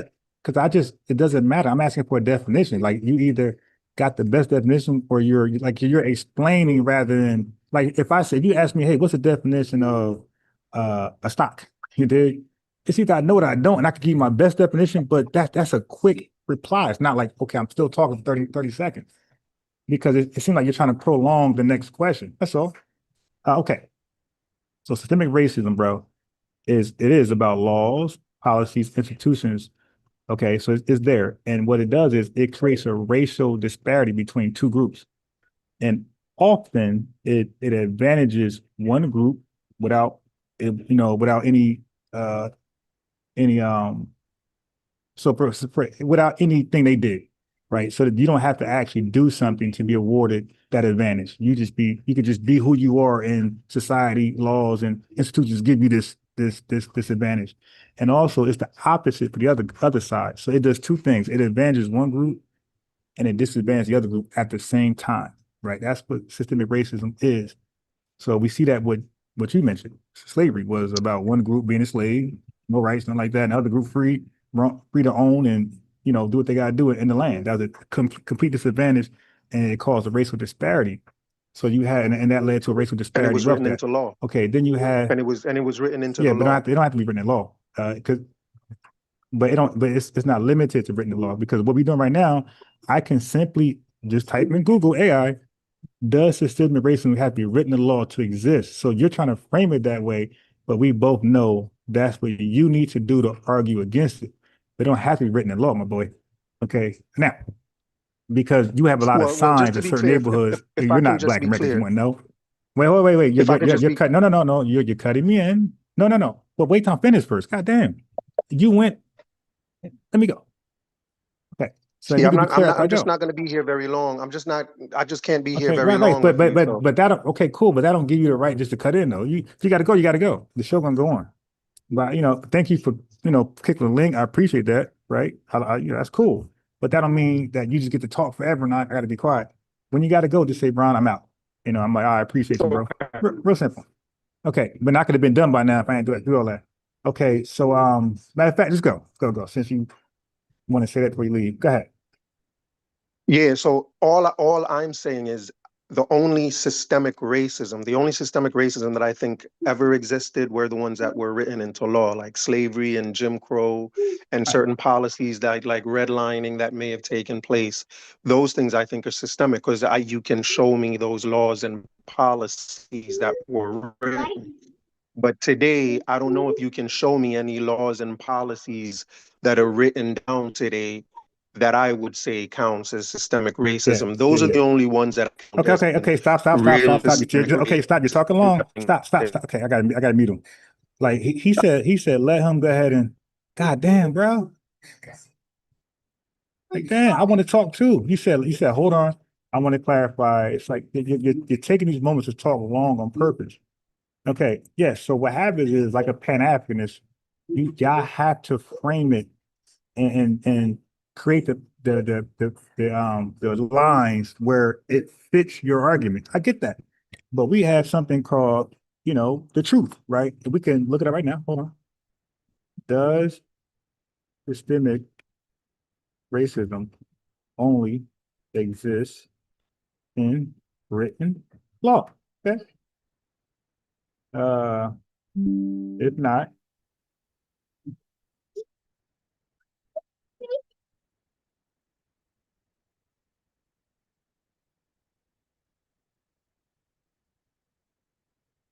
okay, I should be back on. I was breaking up. Can you hear me now? Yeah, I hear you. Okay, yeah, because I okay.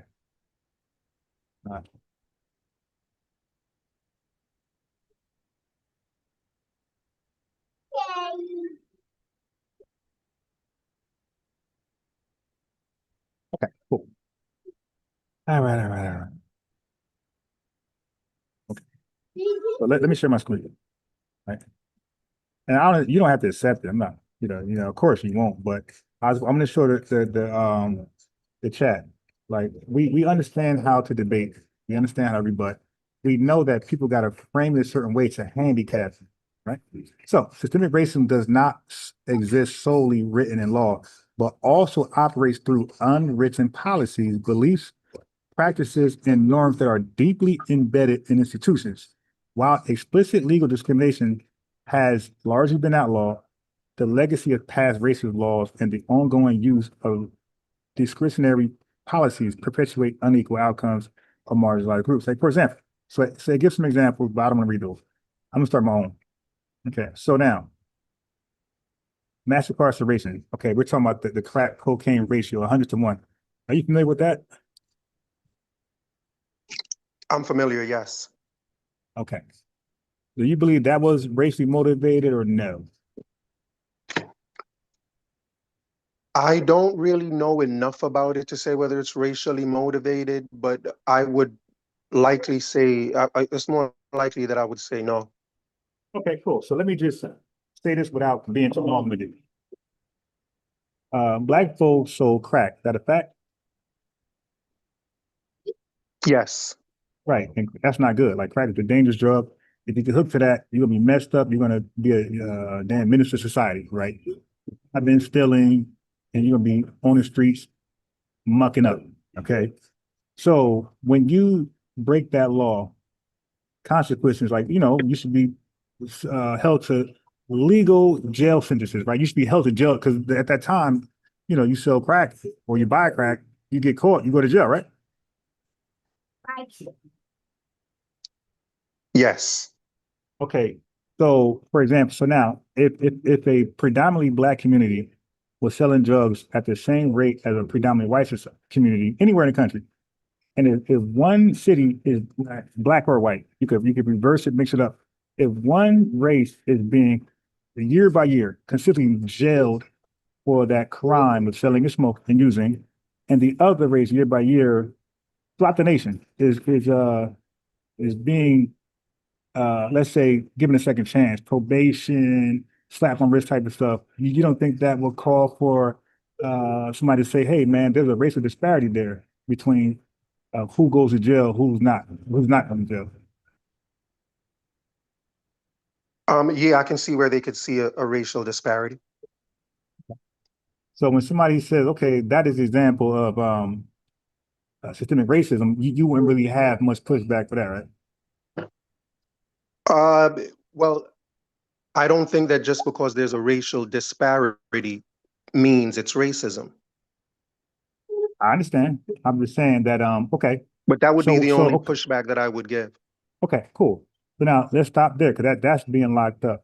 So now when we talk about getting loans from the bank, so black person, white people, and we're filtering out where we're looking at same profiles. They make the same amount of money, work is similar, credit score is similar, and they're going to get a loan or try to buy a house. So consider what I just said before about the sentencing, right? Who's being arrested for that? Now you have same thing. You have a group of black people compared to white with the same profile, and you see a racial disparity in who's getting the loan and who's not. You're talking about same profile. It just only thing separate them is black and white, and it's large. Let's say the gap is like kind of like almost near example I gave with the who gets arrested for drugs. Would you see that as a pattern? Like, okay, this is another racial disparity. This is interesting to look at as possibly going along the lines of systemic racism. Is that a what's that? Come over here. Well, again, I don't think just because there's a racial disparity means it's a but result of racism. But I'm saying, okay, I heard that the first time. Come over here. Come over here. No, come over here. Leave it.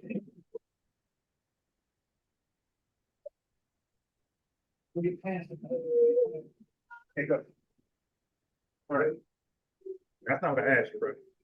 I was saying, if there's racial disparities between black and white, and they're lopsided, and it affects these people almost every dynamic in life. So with jail sentences, we're talking about, I just talked about the home ownership, who's being denied, who's being accepted. When we keep seeing this dynamic for your, things you have access to, and you're only being denied or you're being penalized because you are, it seems like that disparity, that racial disparity plays a part in almost everything black and white do alike. At some point, that pattern is going to look like this is systemic. This ain't just a one-off. You agree or no?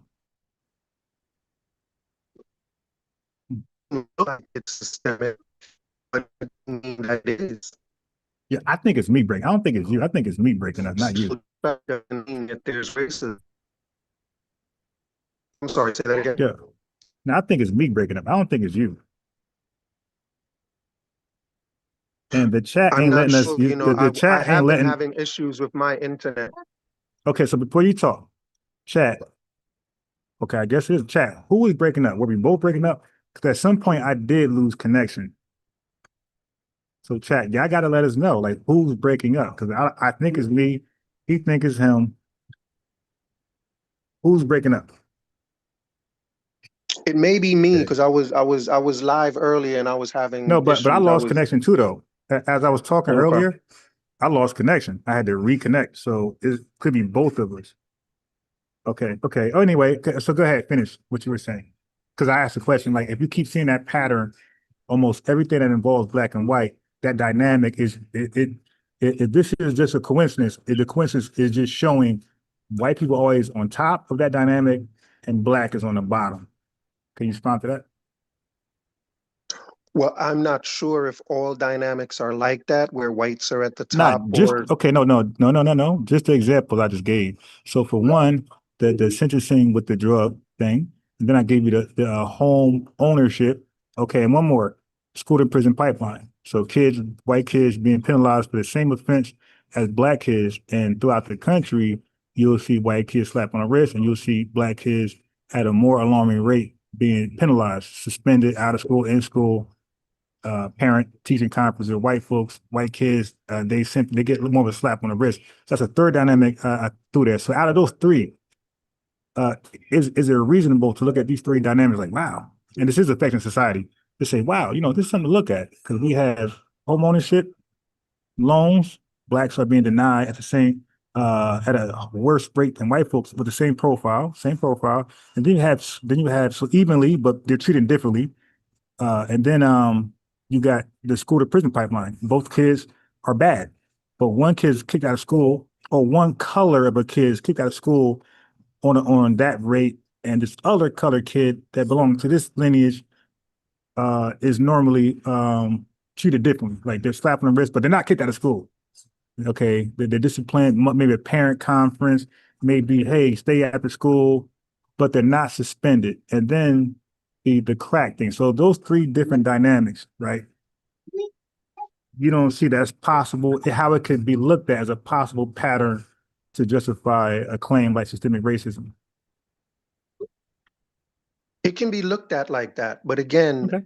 just because there's a racial disparity, in my view, doesn't mean that there's racism. For example, if I could just speak to just one of those, the prison to pipeline thing, Yeah. I think, I think it's more likely that the white kids have white teachers and those black kids have black teachers, or they're not the same teachers, or it's more likely that the black kids are in the inner city with teachers that more likely look like them. So it's not white teachers That's not suspending. So no. so if I could just finish. No, No? because Okay. because that scenario is false.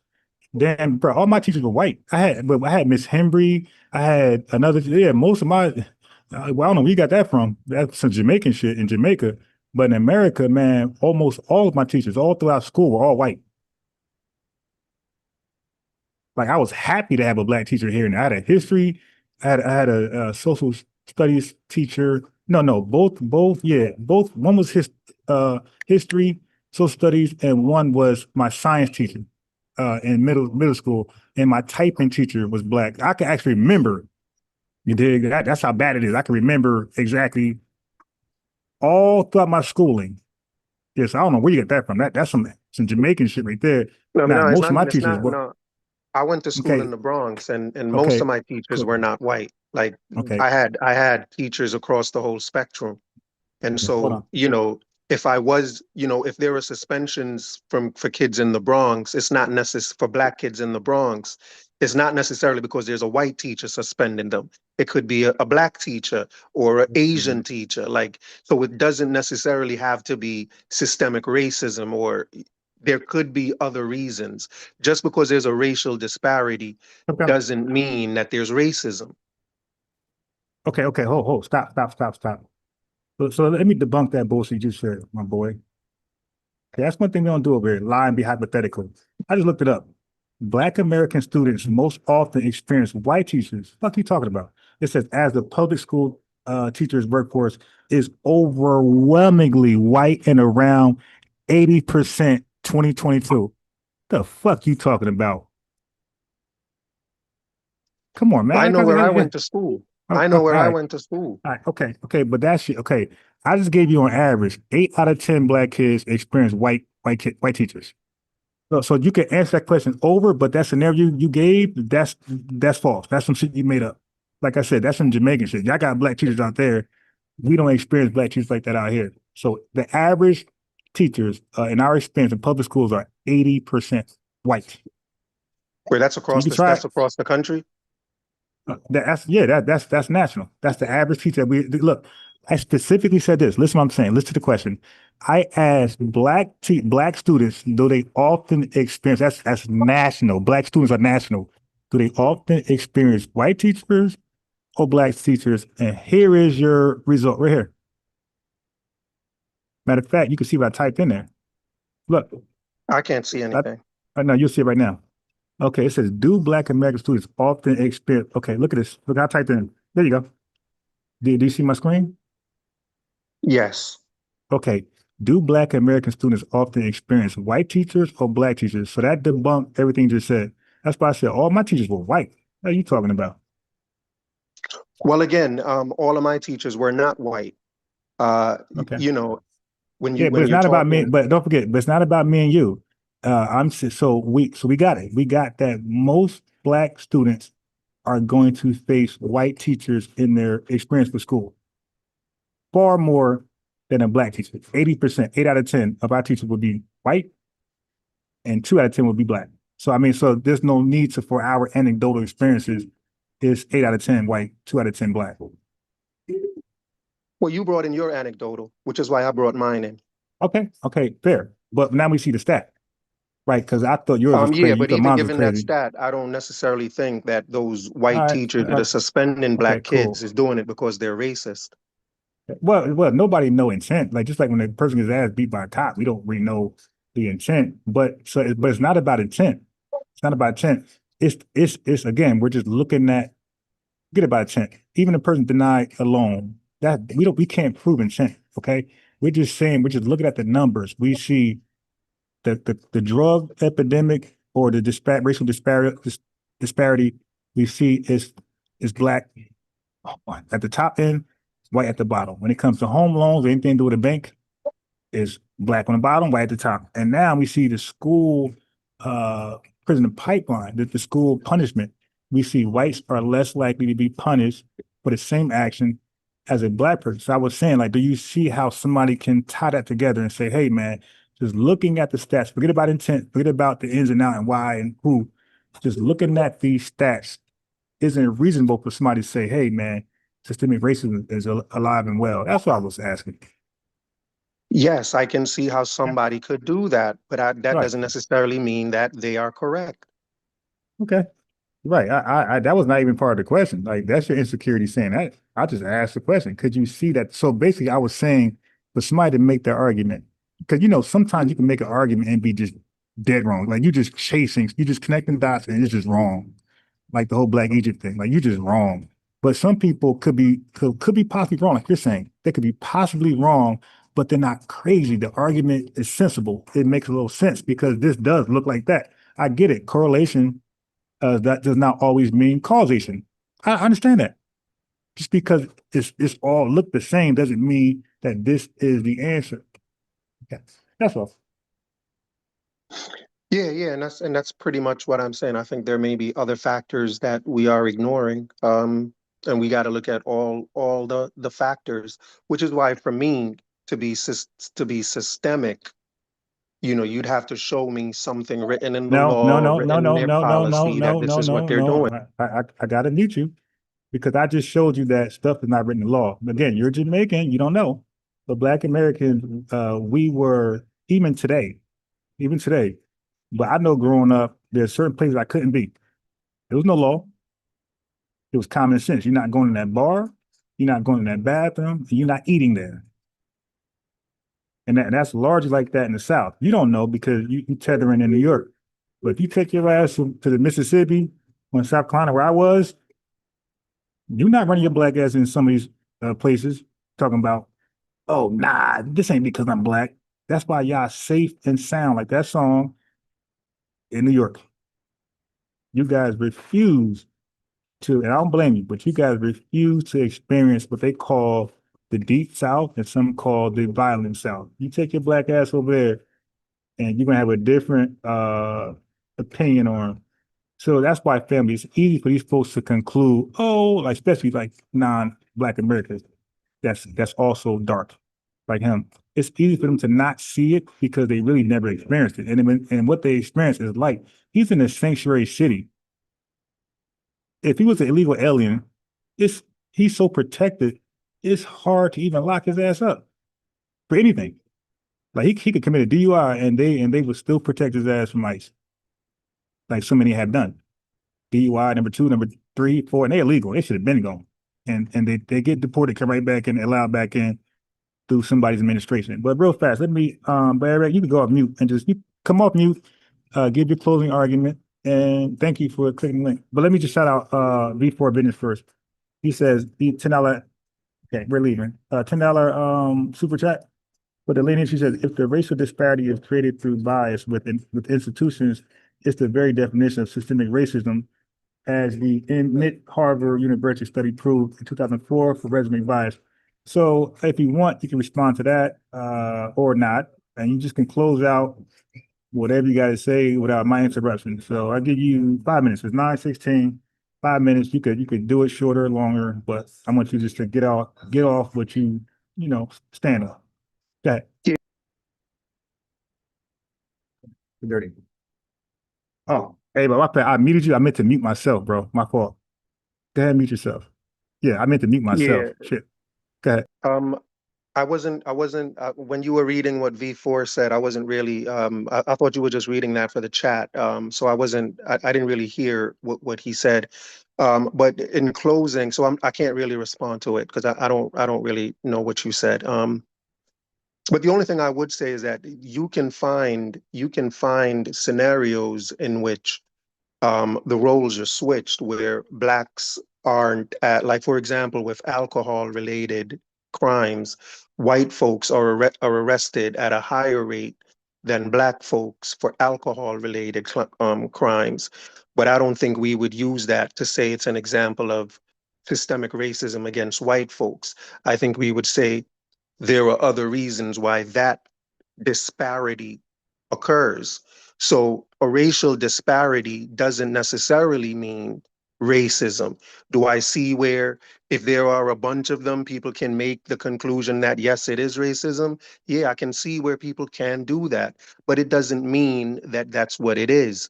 The other thing I'd like to say, if I can, is just because there's a definition for what systemic racism is, doesn't mean systemic racism is a real thing. It's just what people say it is. The same way there's a definition for what God is, but that doesn't mean God is real. So you can have a definition and say, this is the definition, so that's what it is, but that doesn't mean that it's a real thing. And that's pretty much what I would close with. If you want to reread what V4 said, because you want me to respond to that, I can, but it's up to you. Well, I think you had the same conclusion. So, yeah. So even though I was cutting you off short to clarify and things like that, when I do that, I normally let people get it all in before they get off. So it's not like I'm cherry picking and or trying to deny truth to come out. Nah, I just wanted to go a certain way, like kind of like a cross examiner we did at court or a detective. Like they cut in. Hey, the guy telling the story and they're just trying to get to the truth that they believe is. But I always let you guys at the end when I do that, give it all up, respond to everything. Yeah, so that's pretty much it, man, for right now. And I just feel like sometimes people should just be able to explain their side of the coin. You did let them get it all in without, why you believe that, and maybe you don't sound so crazy to some people. Just like I made the argument for us. Maybe we don't sound so crazy when the patterns look like they're systemic. That's all. But that's it, man. And also maybe a conversation for later on this, maybe maybe not. Maybe I heard enough where I'm like, okay, I disagree. So, you know what I mean? But that's it, man. Yeah. I'm gonna continue the show and close down. I'm gonna, go a little further and then close it out. Indeed. Well, hopefully you'll come to my channel and we can talk some more as well. And stop discouraging your folks from coming to my channel, man. We have good conversations. I'm hoping they come on to my panel the way I quickly come on to yours, because I value communication and having good conversations. So, again, I'm not gonna disrespect your channel and call out my joint again like I did last time. But just Nah, thanks you can do for what you can do bringing what you me want out. because you can do what you want because I'm gonna still express my opinion afterwards, and I believe I have to discourage them because we have an issue within our culture where we patronize everybody but ourselves, and sometimes we just get tired of it. Like, yo, I wouldn't even mind if they came over there as long as I was getting the support I needed. Like, I got 114 people here, 120, 150 the most. I should be having. I got 2,300 subscribers. You did 2,300 going on 24. I should have at least 900 live with that subscription. I should have 900 live viewers. I feel like uh, I'm sacrificing my own audience just for them to go somewhere else. It doesn't make any sense. They have to have some type of loyalty to the lineage, and we push that. We push loyalty, loyalty, lineage love. So no, they will. They gotta get together over here first. Like we're still not where we need to be. Even likes, the like button is like rarely pushed.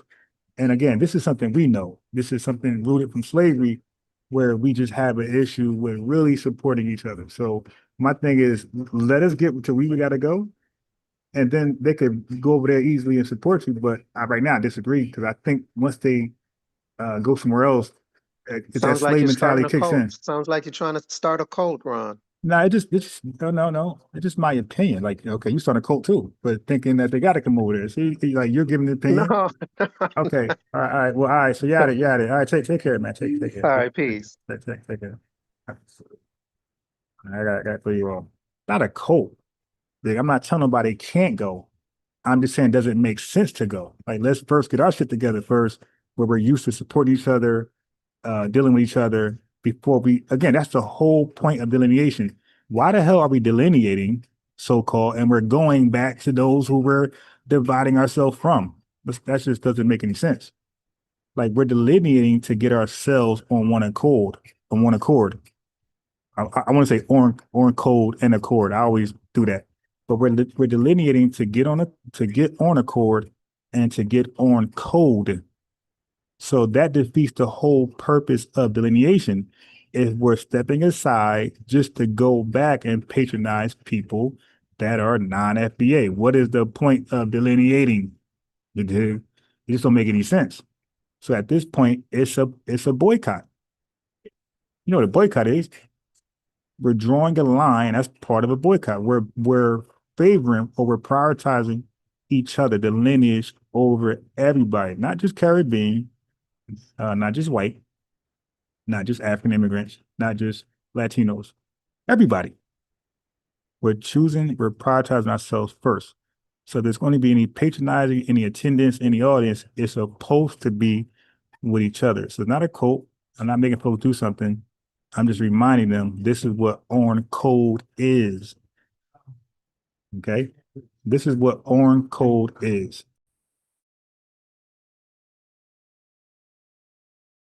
All right, so let me read some of the chat before I log off. Where we at, fam? Where we at? So just because there's others often provocative to pull views. Right. Yeah, so I'm not telling nobody they can't go because it ain't like if I see somebody over there and they come back over, I'm gonna block them or call them out. I say do what you want to do, but just know that you're violating the on code, the whole purpose of delineating. What's the point?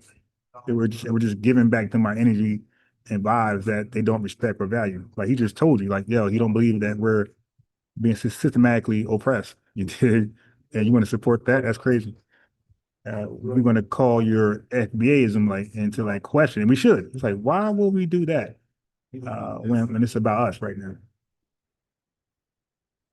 Okay. All right. Family, family, family. Thanks for those. Okay. Let me get just because his lineage rents, let me add him to the moderator family. All right. And yeah, like I said, like he thought, or you guys thought I was gonna cuss him out because he said it doesn't exist. No, I want him just to hear his argument out. Why they believe that. I want to understand their logic and see if it's logical. And that's why I said correlation does not mean causation. So it's our responsibility to prove that this particular correlation is the causation. Or it's the causation. All right. So that is our job, and which I'm tasked to do, right? Because he's not an individual, like he's not representing himself. He's representing the talking points of conservatism, right? Especially like extreme conservatism. So what he said is not new to me. Obviously, I listened to Candace Owens, I listened to Thomas Sowell, their granddaddy, and Larry Elder, Charlie Kirk. So what he said wasn't shocking to me. I knew it would shock you guys. That's why when it cuts him out, hey, hear it from his mouth. I gave him 3 examples of a racial disparities lopsided. Now he mentioned the alcohol thing, right? He mentioned which okay. Also he's going to deny the over policing. Like I already know what they would do. They would deny certain things. They're not going to agree to facts at all. Stats, like he said, oh, the definition is a man who said it, so that don't mean it's they do all that. So like they don't want to be held down, and it becomes a ridiculous, redundant argument at some point because they just deny everything. Facts, stats, history, and then don't bring up and you see how he framed it, it has to be written in law. So this is what they do, right? It has to be in law. It has to be obviously that'd be clear then. Like, okay, if it was written in law, it wouldn't be a debate. If it was that clear, we wouldn't debate whether it exists or not. It's common sense. It's common knowledge, actually, at that point. That's a better word. So who would dare get into a debate in 1940 about whether systemic racism is a real thing or not? Like nobody's gonna debate that shit. Because it's in the law. I mean, they got it on the signs. And when he said law, I should have pushed him on that. But like he's a guy who's I know him well. He's been on here a long time. He just talks a lot. Will I go on his channel? No. At one point I would have, but I got enough for him over here. He likes to talk a lot about. I just asked a simple question, bro. Do you prefer chocolate ice cream, vanilla ice cream? Well, you see, both. See, sometimes it's chocolate if it's Monday or Thursday, right? And Wednesday or Sunday is vanilla. See, let me tell you about vanilla. The history of vanilla, it just goes on and on and on. So I can see myself on his channel just was getting off. Okay. So no, and then you see how disingenuous he is. Why would I talk to a disingenuous person who don't accept definition, standard definition, don't accept stats, facts? You dig? It's a nothing burger. It's a waste of my time.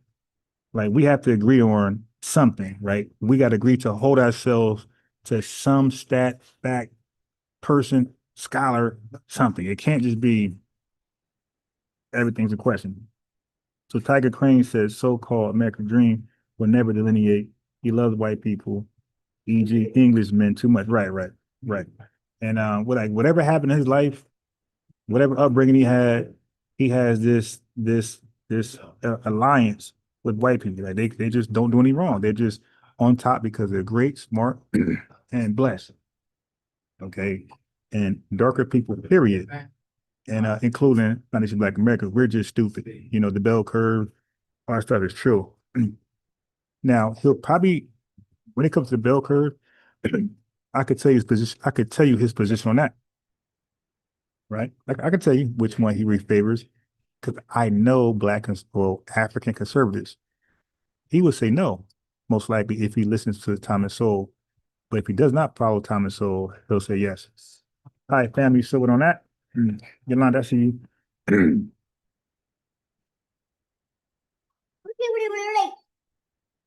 Oh, it's you. Okay, so Alexis Berry said, like I said, everybody wants good conversations now that they have internet history going back 5 years. Aspiring heights. If it was written in law, the immigrants need to stop using Black African American cause that's against the law to claim our legal names.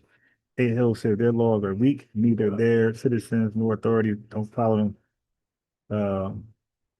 The answer says it's amazing to me that not everything is about systemic racism, yet the reason they lack opportunities in their country is due to systemic corruption. V4 Business says he's an open enemy to FBA cause but wants FBA support for his personal gain. Right, he's an open enemy, but he wants us to make a channel lit. Bro, go get your conservatives, go get your white supremacists, go get some African immigrants and have them support and make you successful. Moon Duck said I'm FBA all day. Ray said I'm pro deportation. And Yolanda says Martin Luther King and the civil rights movement did not involve tethers. Who else? And she's saying tethers in a definition sense. People who wanted to undermine us that was not FBA. All right. That's it. And Tiger said one more thing. He said, I keep telling y'all that so-called American dream makes Sheriff David Clark, Larry Elder, Jason Whitlock look like Malcolm X. Caribbean coons are very extra in their talking points. I see. Ridiculous. True Pilgrim says, peace and love, FBA. I'm over here coughing and struggling. So family, tune in the morning. I got a lot more. I'm gonna talk about the Black Panthers. Okay, we're gonna talk about the Black Panthers. And we're gonna compare them to other Black militia groups in the country, all right? I think it's gonna be a dope live tomorrow. Pull up. Make sure y'all pull up. Moondot got a link in there for some FBA clothing. Click the link. At least just click the link. Right? Don't just say you ain't gonna support. Maybe you won't support, but just click the link. It don't hurt to just click his link and look at what he has, right? But just look at what he has and you decide whether you support or not. But at least click the link. Let the brother get the clicks. All right. So MC Fact, 100 Say Life, 96 in chat. Yeah, good job. Yeah, thanks for the chat. But we got to start earlier though. I'd be like concerned, like, oh my God, we were live, we're looking crazy. We're talking about delineation, we're talking about on code, and the FBAs won't even like the damn video. All right, family, we're out of here. Peace. Love y'all. Be one, we won, and that's it. Peace.